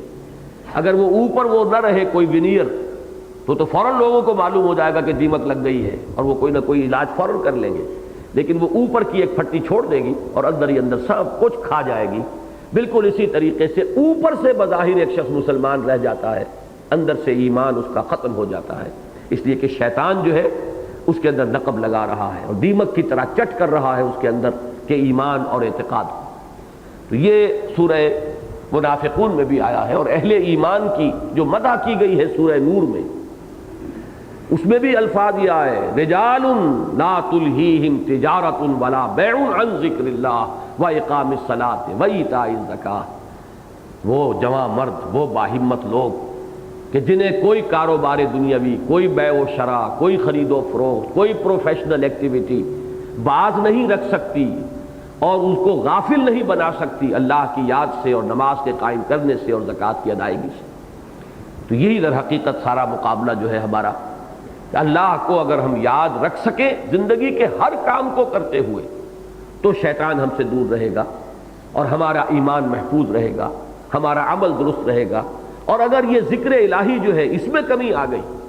تو گویا کہ ہم نے اپنے آپ کو ایکسپوز کر دیا ہے اپنے اس ازلی دشمن کے سامنے، اسے موقع دیا ہے کہ وہ ہم پر مسلط ہو جائے۔ تو اس کے بعد میں نے عرض کیا تھا کہ تیسرا جو ہے سب سے بڑا ذریعہ ذکر کثیر کا۔ ذکر کثیر کا مفہوم کیا ہے؟ قرآن مجید میں دو مقامات پر، وہ بھی جو میں نے ابھی مغرب میں سورہ آل عمران کے آخری رکوع کی آیات پڑھی، اس میں تعبیر کیا گیا الذین یذکرون اللہ قیاما وقعودا وعلی جنوبہم۔ وہ لوگ جو اللہ کو یاد رکھتے ہیں کھڑے ہوئے بھی، بیٹھے ہوئے بھی اور لیٹے ہوئے بھی۔ ظاہر بات ہے کہ یہ تین ہی حیتیں انسان کی ہو سکتی ہیں۔ اگر آپ چل رہے ہیں تو کھڑے ہوئے چل رہے ہیں، وہ آپ کا ایریکٹ پوسچر ہے، چاہے آپ کھڑے ہیں ساکن، چاہے آپ چل رہے ہیں، یا پھر آپ بیٹھے ہیں، نشست کوئی بھی ہو آپ کی وہ بیٹھنا ہے، اور یا پھر آپ سوتے ہیں، آرام کرتے ہیں، استراحت فرماتے ہیں تو وہ لیٹنا ہے۔ ان تینوں حالتوں میں اللہ کو یاد رکھنا۔ الذین یذکرون اللہ قیاما وقعودا وعلی جنوبہم۔ اسی کو ایک اور جگہ بھی فرمایا ہے، یہ سورہ نساء کی آیت نمبر 103 ہے، فَإِذَا قَضَيْتُمُ الصَّلَاةَ۔ یہاں پر بھی دیکھیے وہی لفظ آ گیا، نماز جب پوری ادا کر چکو۔ یہ نماز خوف کا ذکر ہو رہا ہے، جو جنگ کی حالت میں نماز کس شکل میں ادا کی جائے، سورہ نساء میں اس کے بعد فرمایا فَإِذَا قَضَيْتُمُ الصَّلَاةَ فَاذْكُرُوا اللَّهَ قِيَامًا وَقُعُودًا وَعَلَى جُنُوبِكُمْ، تو پھر یاد رکھو اللہ کو کھڑے ہوئے بھی، بیٹھے ہوئے بھی، لیٹے ہوئے بھی، اپنے پہلوؤں کے بل بھی، ہر حال میں اللہ کو یاد رکھنا ہے۔ اس ہر حال میں اللہ کو یاد رکھنے کا ذریعہ وہ یہ ہے کہ جو دعائیں ہیں زندگی کے ہر جو بھی معمولات ہیں، جو بھی انسان کو عمل کرنا ہوتا ہے، ان میں سے ہر ایک کے ساتھ منسلک ایک دعا موجود ہے۔ کھانا شروع کر رہے ہیں تو بسم اللہ الرحمن الرحیم، کھانا کھا چکے ہیں تو الحمدللہ الذی اطعمنی وسقانی وجعلنی من المسلمین، اس اللہ کا شکر ہے جس نے مجھے کھلایا پلایا اور مجھے مسلمانوں میں بنایا، مجھے پیدا کیا مسلمانوں میں، اس کا بڑا فضل ہے۔ یہاں تک کہ آپ بیت الخلاء میں داخل ہو رہے ہیں تو دعا ہے، اور بیت الخلاء سے واپس آ رہے ہیں تو دعا ہے۔ الحمدللہ الذی اذھب عنی الاذی وعافانی، اس اللہ کا شکر ہے جس نے مجھ سے اذیت بخش چیز کو دور کر دیا۔ یہ فضلات جو ہے یہ جسم میں رک جائیں تو سارا فساد پیدا ہو جائے گا۔ پیشاب رک گیا ہو کسی کا، اس سے پوچھئے کہ کیا اس پر بیتتی ہے۔ قبض جو ہے وہ کس قدر، جو ہمارے اطباء کے نزدیک تو وہ بہت سے امراض کا جو ہے اصل جو ہے سبب وہ قبض ہے۔ تو یہ فضلات جو ہے ان کا خارج ہو جانا جسم سے، یہ ایک بہت بڑا احسان ہے اللہ کا۔ الحمدللہ الذی اذھب عنی الاذی، اس اللہ کا شکر ہے جس نے مجھ سے اذیت بخش چیزوں کو دور کر دیا۔ وعافانی، اور مجھے عافیت عطا فرمائی، کہ ان فضلات کا جسم سے خارج ہو جانا گویا کہ عافیت کا ذریعہ ہے۔ تو ہر عمل سے متعلق، یہاں تک کہ اب یہ بات ذرا کہتے ہوئے انسان کو ہچکچاہٹ محسوس ہوتی ہے، لیکن جو حیوانی افعال و اعمال میں سب سے زیادہ ہو سکتا ہے اونچا یا سب سے زیادہ حیوانی فعل یعنی قضاء شہوت، تو مباشرت سے پہلے بھی دعا ہے۔ یہ ہے دعا کا وہ معاملہ کہ جو ہمیں اپنے دین کے اندر نظر آتا ہے اور حضور کے معمولات میں۔ اور اس دعا کا میں یہ عرض کر دوں آپ سے کہ اس قدر اس کی تاثیر ہے دوہری، اس میں بیک وقت دو نسبتیں قائم ہوتی ہیں۔ ادعیہ معصورہ یا ادعیہ مسنونہ جب آپ پڑھتے ہیں تو ایک تو یہ کہ دعا میں تو خطاب اللہ سے ہے، اللہ کا ذکر ہے، اللہ کی یاد ہے، اور اس کے ساتھ ہی چونکہ الفاظ وہ ہیں جو محمد الرسول اللہ صلی اللہ علیہ وسلم سے منقول ہیں، جو آپ کا معمول تھے، تو ایک نسبت اللہ سے قائم ہوئی اور ایک نسبت اللہ کے رسول صلی اللہ علیہ وسلم سے قائم ہوئی۔ تو تیسرا ذریعہ ذکر جو ہے ذکر کثیر کی کیفیت کو حاصل کرنے کے لیے، یہ ذکر کثیر نوٹ کر لیجئے، قرآن مجید میں 3 جگہ آیا۔ ایک یہ آیت ہے وَاذْكُرُوا اللَّهَ كَثِيرًا لَعَلَّكُمْ تُفْلِحُونَ، اللہ کا ذکر کرو کثرت کے ساتھ تاکہ تم فلاح پاؤ۔ ایک سورہ احزاب میں 2 جگہ پر آیا ہے۔ سورہ احزاب کی آیت نمبر 42 ہے، یا ایھا الذین آمنوا اذکروا اللہ کثیرا وسبحوہ بکرۃ واصیلا، اہل ایمان اللہ کا ذکر کرو کثرت کے ساتھ اور اس کی تسبیح کیا کرو صبح اور شام کے اوقات میں۔ اور آیت نمبر 35 میں جہاں بہت سے اوصاف گنوائے گئے ہیں، المسلمین والمسلمات والمؤمنین والمؤمنات، یہ جو تکرار ہوئی ہے، اس میں آخری جو آیا ہے والذاکرین اللہ کثیرا والذاکرات، اور ذکر کرنے والے اللہ کا کثرت کے ساتھ، اور ذکر کرنے والیاں، ذکر کرنے والی خواتین، اور وہاں بھی لفظ کثیر کا اضافہ کیا گیا۔ اب چوتھی شکل جو ہے، ایک تو میں نے دعائے مسنونہ کہی ہے، چوتھے اذکار مسنونہ ہیں۔ وہ اذکار ہیں نہایت جامع جملے جن میں یوں سمجھیے کہ ایمان کا اور معرفت کا خلاصہ اللہ تعالیٰ نے درج کر دیا ہے۔ سبحان اللہ، سبحان اللہ، الحمدللہ، یہ 2 چیزیں جو ہیں انتہائی جامع ہیں۔ ذات باری تعالیٰ کی کل معرفت ان 2 جملوں کے اندر آ گئی، اس لیے کہ اللہ کو ہم کس قدر جان سکتے ہیں، اس کی ذات کو تو ہم نہیں جان سکتے، وراء الورا ثم وراء الورا ثم وراء الورا، ہمارے ذہن سے، فکر سے، سوچ سے، تخیل سے اعلیٰ ہے، عرفہ ہے۔ اب رہ گیا معاملہ اس کی صفات کا، اور ان صفات کے 2 پہلو ہوں گے، یا سلبی انداز ہوگا کہ اللہ میں کوئی عیب نہیں، کوئی نقص نہیں، کوئی ضعف نہیں، کوئی احتیاج نہیں، اور یا پھر مثبت انداز ہوگا اللہ میں تمام صفات کمال موجود ہیں، وہ القادر ہے، وہ العلیم ہے، وہ تمام صفات حسنہ سے متصف ہے بتمام و کمال۔ یہی دو پہلو ہیں. سبحان اللہ، اللہ پاک ہے کس شے سے؟ ہر عیب سے، ہر نقص سے، ہر ضعف سے، ہر احتیاج سے، ہر کوتاہی سے. اور اللہ متصف ہے تمام صفات کمال سے، الحمدللہ. لہذا حضور نے فرمایا تسبیح نصف المیزان والحمدللہ تملؤہ. تسبیح یعنی سبحان اللہ سے نصف میزان ہو جاتی ہے، معرفت خداوندی آدھی آپ کو حاصل ہو گئی، اور الحمدللہ کے الفاظ کا اضافہ ہو جائے تو معرفت خداوندی کی میزان بھر گئی، کل ہو گئی، پوری ہو گئی. تو ایک جملہ جو بہت ہی پسند ہے اور نبی اکرم صلی اللہ علیہ وسلم نے جس کے بارے میں فرمایا سبحان اللہ و بحمدہ سبحان اللہ العظیم، کلمتان خفیفتان علی اللسان محبوبتان حبیبتان الی الرحمن خفیفتان علی اللسان ثقیلتان فی المیزان سبحان اللہ و بحمدہ سبحان اللہ العظیم. دو کلمے ہیں زبان پر بڑے ہلکے، میزان خداوندی میں بڑے بھاری، بہت وزنی، اللہ کو بڑے محبوب. اور وہ کیا ہے؟ سبحان اللہ و بحمدہ سبحان اللہ العظیم. یہ اذکار مسنونہ ہیں. یا جیسے نماز کے بعد یہ 33 مرتبہ سبحان اللہ، الحمدللہ، اللہ اکبر. یا جیسے کلمہ ثالث ہے اس میں بھی یہ تمام چیزیں آ جاتی ہیں. تو یہ اذکار مسنونہ ہیں، ان کا بھی اہتمام جیسے محمد الرسول اللہ صلی اللہ علیہ وسلم نے تلقین فرمایا ہو کرتا ہے انسان، تو یہ بھی ذکر کثیر میں آئے گا. آخری درجے میں یہ 5واں معاملہ ہے. یہ ہمارے ہاں بدقسمتی سے ذکر کا جب بھی لفظ آتا ہے صرف یہ 5ویں چیز ذہن میں آتی ہے. پہلی 4 منزلیں ذہن سے نکل جاتی ہیں، کم سے کم 3 تو نکل جاتی ہیں. قرآن کے بارے میں تصور نہیں رہا ہے کہ الذکر وہ ہے. نماز کے بارے میں یہ عام طور پر معلوم نہیں ہے کہ ذکر کا جامع ترین جو طریقہ ہے اور ذریعہ ہے وہ نماز ہے. ادعیہ معصورہ جو ہے وہ اس لیے بھی ہم ان سے محروم رہ گئے کہ ان کو یاد کرنا پڑتا ہے. ظاہر بات ہے وہ دعائیں یاد ہوں گی تبھی تو آپ مختلف افعال و اعمال کو کرتے ہوئے وہ دعائیں جو ہیں وہ آپ کر سکیں گے. لہذا یہ 3 چیزیں اوجل ہو گئی. اب رہ گئے اذکار مسنونہ. اور 5ویں چیز یہ ہے کہ مختلف جو سلاسل ہیں ہمارے، یہ سلسلہ نقشبندیہ کا طریق ذکر ہے، اور یہ سلسلہ قادریہ کا ذکر ہے، یہ فلاں سلسلے کے ذکر ہے، اوراد ہے، اذکار ہے. تو اکثر و بیشتر لوگوں کی نگاہ میں ذکر صرف یہی رہ گیا. اور یہ میں آپ سے عرض کر دوں کہ میرے نزدیک یہ 5ویں نمبر پر آتا ہے. میں اس کی نفی نہیں کرتا، اس لیے کہ یہ حقیقت میں کوئی ماہر طبیب، یہ اس کا کام ہے کہ وہ کسی شخص کے مرض کی تشخیص کرتا ہے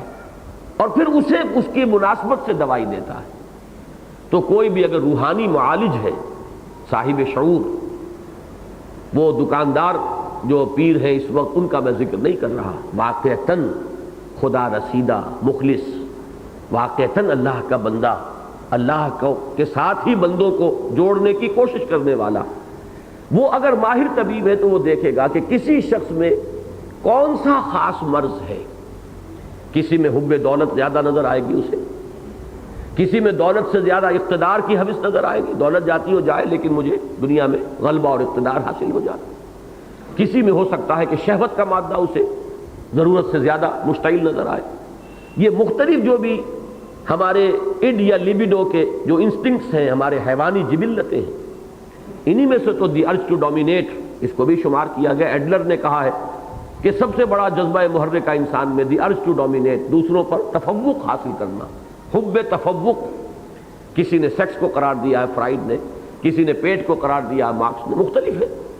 لیکن اب وہ طبیب دیکھے گا کہ کس شخص میں کون سی چیز ہے، اس کی مناسبت سے اسے کوئی ذکر. تم فلاں آیت کا مراقبہ کیا کرو،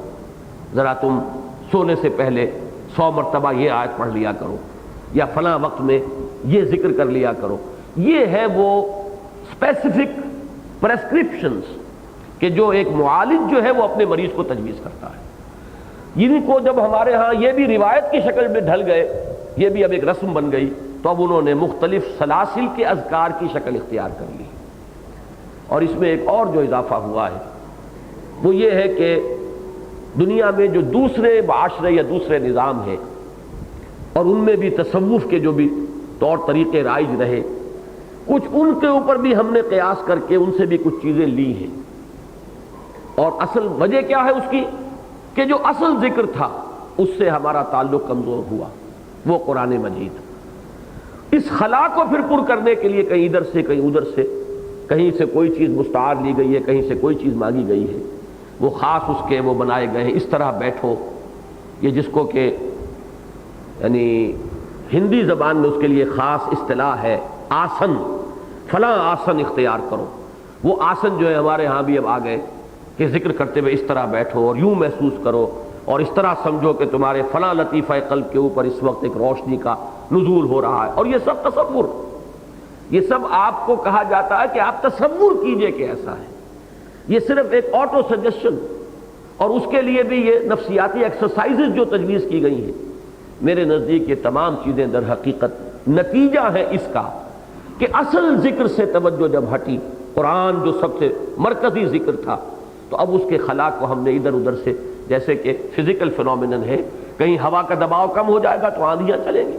اور جھکڑ آئیں گے، سائیکلون آئے گا، اسی طریقے سے اصل میں جو سب سے بڑا مرکزی ذکر تھا، جو اس کے لیے جیسے کہ چکی کی وہ کلی ہوتی ہے کہ جس کے گرد اس کا پارٹ جو ہے گھومتا ہے، تو وہ تو تھا قرآن مجید۔ الذکر جب اس سے تعلق کمزور ہوا ہے امت کا،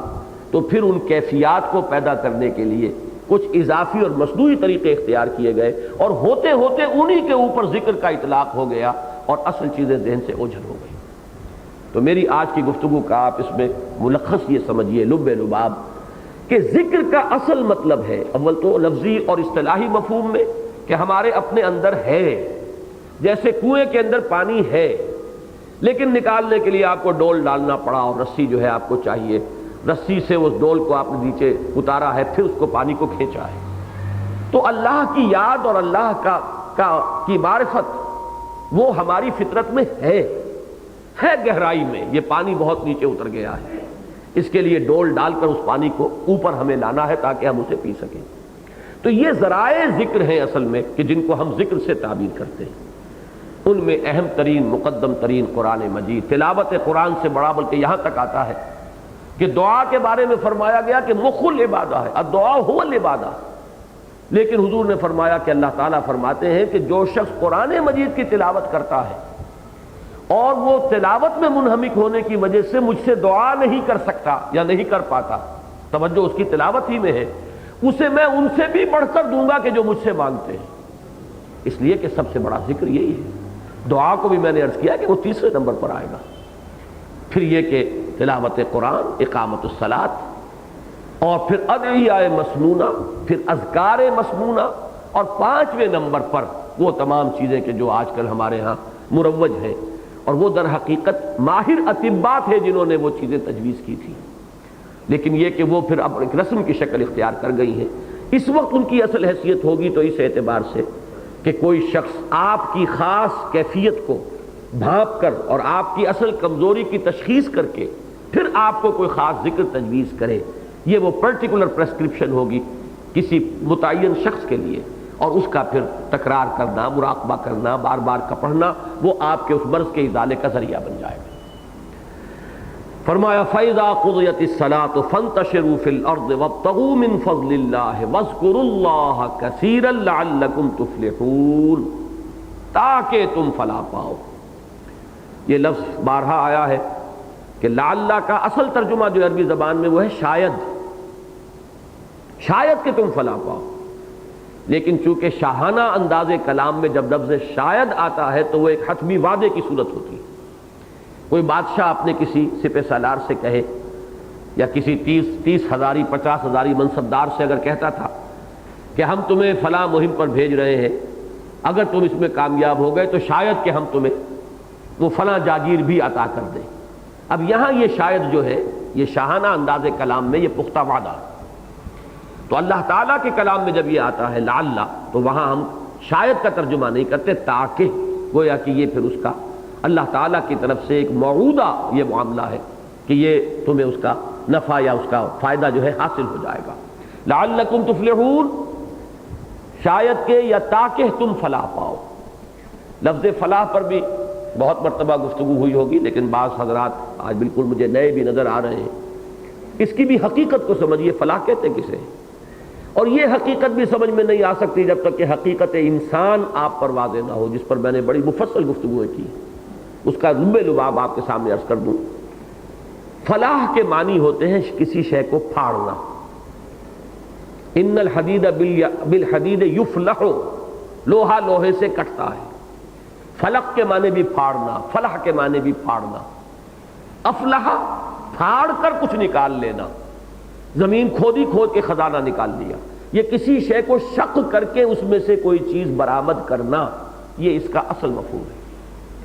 آج کل آپ کے علم میں ہوگا عرب ممالک میں، خصوصاً مصر میں، فلاحین کی تحریک، جیسے آپ کے یہاں کسان موومنٹ ہے، تو فلاح کہتے ہیں کسان کو،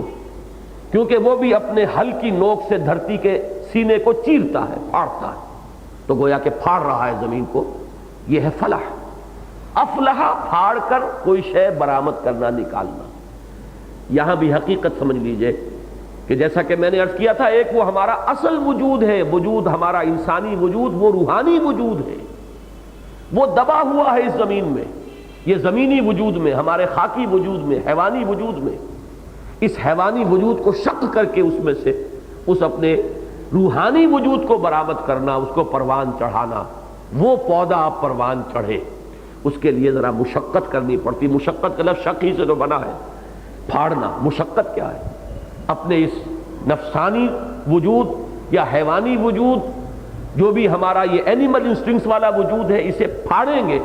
تو اس میں سے وہ اصل جو آپ کا وجود روحانی ہے وہ برآمد ہوگا۔ اور پھر وہ، جیسے اب دیکھیے آم کی گٹھلی ہے، وہ پھٹتی ہے تو اس میں سے وہ 2 پتے نمودار ہوتے ہیں، وہی ہے کہ جو پھر تدریجاً آم کے درخت کی شکل اختیار کرتے ہیں۔ تو ہمارا وہ وجود حقیقی جو ہے، وہ ہمارے اس وجود خاکی یا وجود حیوانی کے اندر دفن ہوا ہے۔ کچھ مشقتیں کرنی پڑیں گی۔ یہ نماز بھی تو اسی کے لیے ہے، یہ روزہ بھی تو اسی کے لیے ہے۔ یہ تمام مشقتیں ہیں جو اللہ نے ہمیں اس لیے دی ہیں تاکہ ہم ان کے ذریعے سے اپنے اس حیوانی وجود کے دباؤ کو کم کریں یا اسے پھاڑیں اور اپنے اصل وجود کو برآمد کریں، جس کے بارے میں فرمایا گیا کہ وَلَا تَكُونُوا كَالَّذِينَ نَسُوا اللَّهَ فَأَنسَاهُمْ أَنفُسَهُمْ۔ ان لوگوں کے مانند نہ ہو جانا جنہوں نے اللہ کو بھلا دیا تو اللہ نے انہیں اپنے آپ سے غافل کر دیا، اپنی حقیقت سے غافل۔ میں نے اس کے لیے بارہا اپنشد کا ایک جملہ سنایا ہے، آج پھر سن لیجئے۔ مین ان ہز اگنورنس، یہ اگنورنس ہے، جہالت ہے، لا علمی ہے۔ Man in his ignorance identifies himself with the material sheets which encompasses real self۔ real self ہے ایک، اس کے گرد مادی غلاف ہے۔ یہ ہمارا حیوانی وجود مادی غلاف ہے جو ہمارے اصل انسانی یا روحانی وجود کے اوپر یہ ان کو لپیٹے ہوئے ہیں۔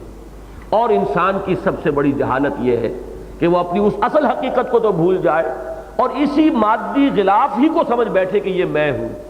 اپنی تعبیر کر رہا ہوں اس حیوانی وجود کے اعتبار سے، اور اصل انسانی وجود کو بھول گیا۔ یہی ہے وہ اس آیت کا لب لباب، وَلَا تَكُونُوا كَالَّذِينَ نَسُوا اللَّهَ فَأَنسَاهُمْ أَنفُسَهُمْ۔ اصل اپنی حقیقت سے بے خبر، اور وہ جو غلاف تھے مادی غلاف، انہی کو سمجھ بیٹھا ہے کہ یہ میں ہوں۔ یہ تو تمہارا وہ حیوانی وجود ہے، اس کے اعتبار سے تمہیں کوئی شرف حاصل نہیں ہے۔ تم اشرف المخلوقات اور مسجود ملائک بنے تھے تو اس روحانی وجود کے اعتبار سے بنے تھے۔ فَإِذَا سَوَّيْتُهُ وَنَفَخْتُ فِيهِ مِن رُّوحِي فَقَعُوا لَهُ سَاجِدِينَ۔ تو در حقیقت یہ تمام ذکر الہی اور یہ تمام عبادات، یہ مشقتیں جو اللہ نے ہم پر ڈالی ہیں، اب سردی کا موسم ہے اور ٹھنڈا پانی ہے، گرم پانی نہیں ہے، لیکن پانی ہے، تیمم نہیں کر سکتے آپ پانی اس سے وضو کریں گے، نماز پڑھیں گے، چاہے اس وقت جو ہے نفس کتنا ہی آپ کو آمادہ کر رہا ہو کہ ابھی سوئیے، لحاف کی گرمی سے باہر نکلنے کو کس کا جی چاہتا ہے، لیکن یہ پھاڑنا پڑتا ہے اپنے اس وجود کو، یہ مشقت لینی پڑتی ہے تاکہ اندر جو مضمر حقیقت ہے وہ برآمد ہو سکے۔ تو اسی لیے شاہ عبد القادر صاحب نے غالباً افلاح کا ترجمہ وہ بڑا پیارا کرتے ہیں، کام نکال لے گئے وہ لوگ، قد افلح المؤمنون، کام نکال لے گئے اہل ایمان، یعنی بالکل ایسے کہ جیسے زمین میں دفینہ تھا، اس کو پھاڑا، زمین کو کھودا تو اس میں سے دفینہ نکال لیا۔ تو افلح میں یہ مفہوم جو ہے موجود ہے، اور اس کی بھی اصل حقیقت سمجھ میں نہیں آ سکتی اگر یہ انسان کا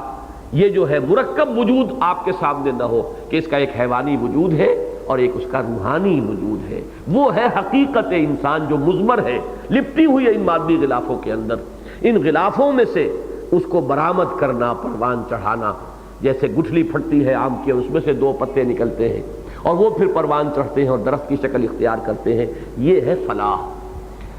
فَإِذَا قُضِيَتِ الصَّلَاةُ فَانتَشِرُوا فِي الْأَرْضِ وَابْتَغُوا مِنْ فَضْلِ اللَّهِ وَاذْكُرُوا اللَّهَ كَثِيرًا لَعَلَّكُمْ تُفْلِحُونَ۔ ایک بات رہ گئی تھی سورہ جمعہ کے جو ابتدائی مضامین کا میں اعادہ کروا رہا تھا کہ وہ حدیث تو میں نے آج دوبارہ آپ کو کم سے کم حوالہ دے دیا کہ تشویق ہے صبح ہی سے، بہت جلد جو ہے مسجد میں پہنچو اور اللہ کے ذکر اور یاد میں، اگرچہ فرض وہ ہو جاتی ہے نماز کے اذان کے لیے جب آئے تو فرض ہے، اب ہر کاروبار دنیاوی مطلقاً حرام ہے۔ شام کے سلسلے میں بھی ایک ترغیب آئی ہے کہ بعض احادیث میں آتا ہے کہ حضور نے فرمایا کہ جمعے کے دن کی ایک خاص ساعت ایسی ہے کہ جس میں جو دعا بھی انسان کرے گا اللہ تعالیٰ وہی بات اس کی قبول فرما لے گا، لیکن اس کو چھپایا، بیان نہیں کیا کہ وہ کون سی ہے۔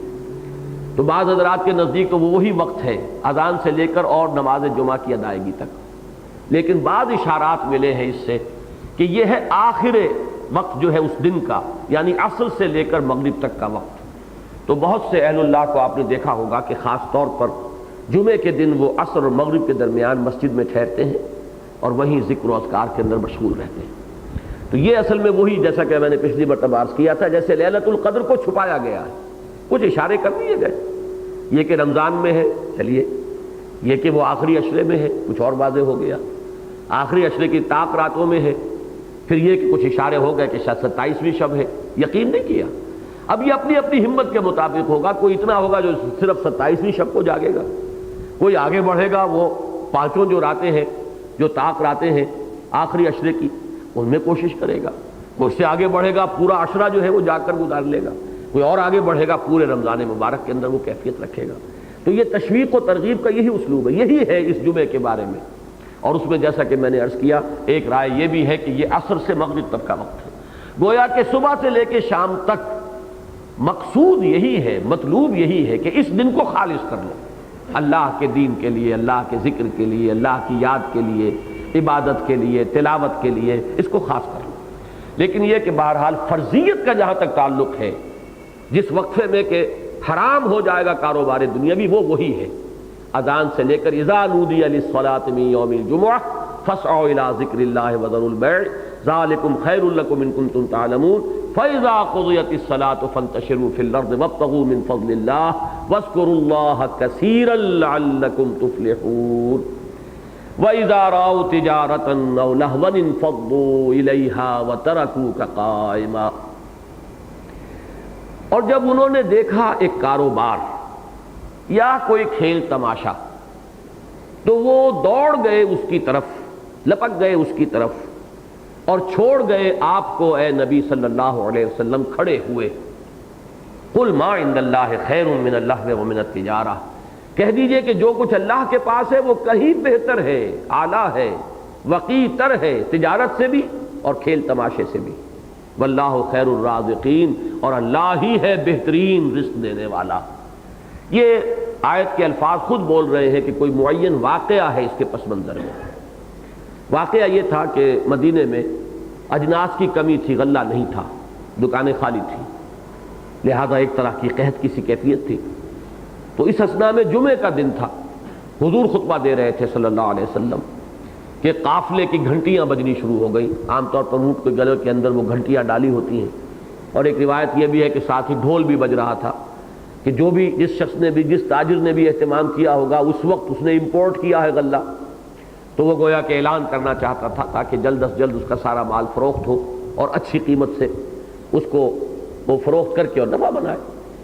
تو بہت سے صحابہ جو اس وقت حضور کے پاس تھے خطبہ جمعہ کے وقت، وہ اٹھ کر ادھر چلے گئے۔ اندیشہ بھی رہا ہوگا کہ اگر میں نہیں جاتا ہوں ہو سکتا ہے کہ سارا غلہ ختم ہو جائے، میں محروم رہ جاؤں۔ اور اس وقت صرف چند لوگ رہ گئے، 12 کی تعداد آتی ہے روایات میں، جن میں خلفائے اربعہ بھی تھے اور 8 اور حضرات، باقی سب حضرات چلے گئے۔ اس پر یہ تنقید ہوئی ہے، تبصرہ کیا گیا ہے۔ وَإِذَا رَأَوْا تِجَارَةً، جب انہوں نے دیکھا ایک کاروبار، ایک تجارت کا معاملہ، او لہو، اور چونکہ اس میں وہ ڈھول ڈھمکے کا بھی آتا ہے روایات میں کہ ساتھ اس کے تھا، تو اس کو بھی شامل کر لیا گیا، یا یہ کہ نہ بھی ہو تو اس کے اندر تکمیل کے لیے کہ آج جو ہمارا معاملہ ہے کہ جمعے کے روز میچ دیکھنے اور میچ کی طرف متوجہ ہونے کی وہ کیفیت جو ہے،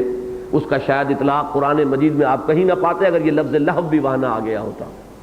صرف کاروبار اور تجارت ہی نہیں، کھیل تماشا بھی۔ وَإِذَا رَأَوْا تِجَارَةً أَوْ لَهْوًا انفَضُّوا إِلَيْهَا، تو وہ سب اس کی طرف دوڑ گئے، چلے گئے۔ وَتَرَكُوكَ قَائِمًا، اور آپ کو چھوڑ گئے کھڑے ہوئے، آپ خطبہ دے رہے تھے۔ اس میں البتہ مولانا شبیر احمد عثمانی رحمۃ اللہ علیہ نے اپنے حواشی میں ایک بات لکھی ہے کہ بعض حضرات کی رائے یہ ہے کہ اس وقت خطبہ جمعہ بھی نماز جمعہ کے بعد ہوتا تھا،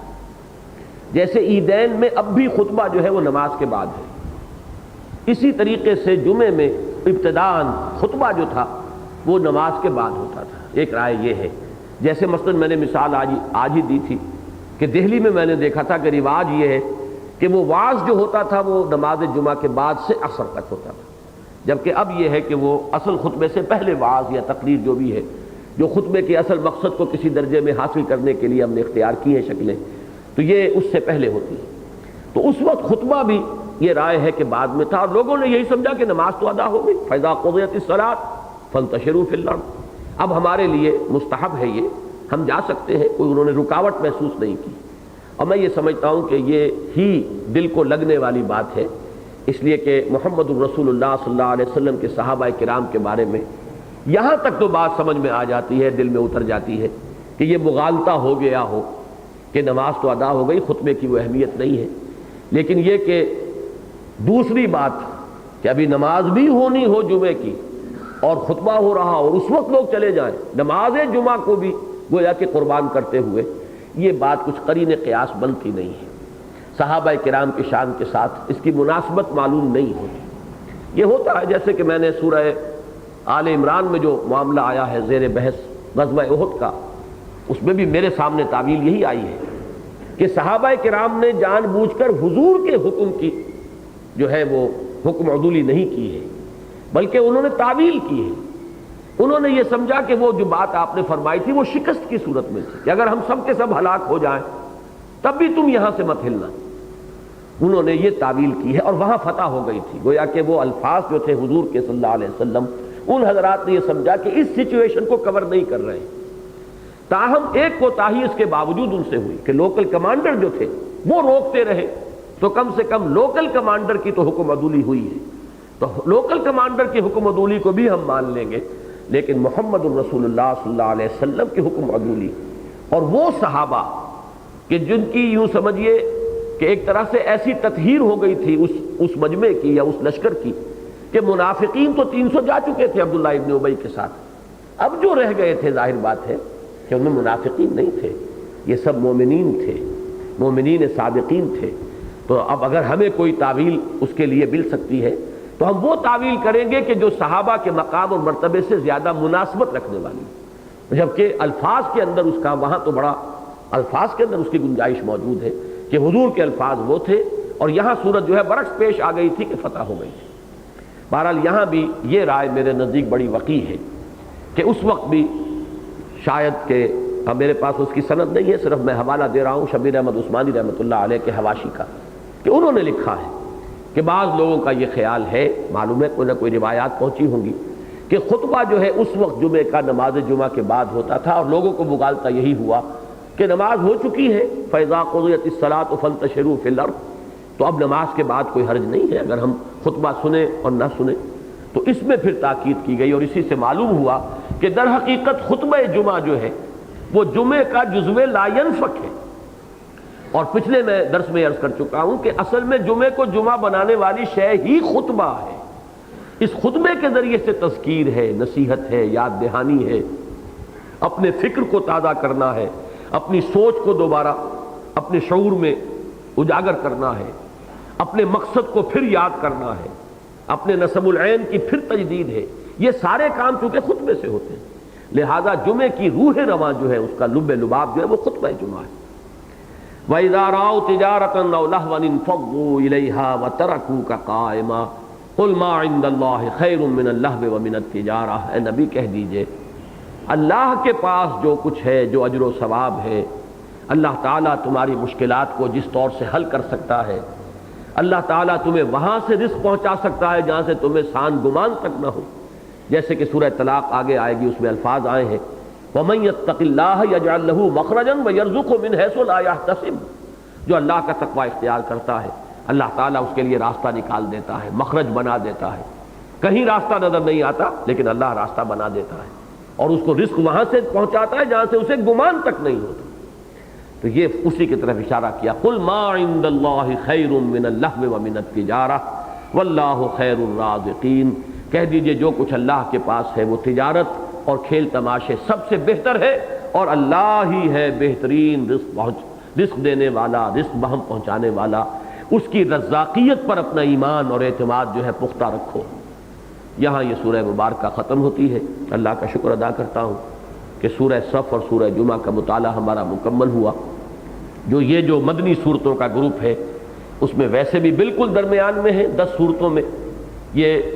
5ویں اور 6ٹھی صورتیں ہیں۔ پھر اب 4 صورتیں رہ گئی ہیں، ایک جوڑا ہے سورہ منافقون اور سورہ تغابن کا، اور پھر ایک جوڑا ہے سورہ طلاق اور سورہ تحریم کا۔ انشاءاللہ آئندہ ہم سورہ منافقون کا مطالعہ کریں گے۔ بارک اللہ لی ولکم فی القرآن العظیم ونفعنی وإیاکم بالآیات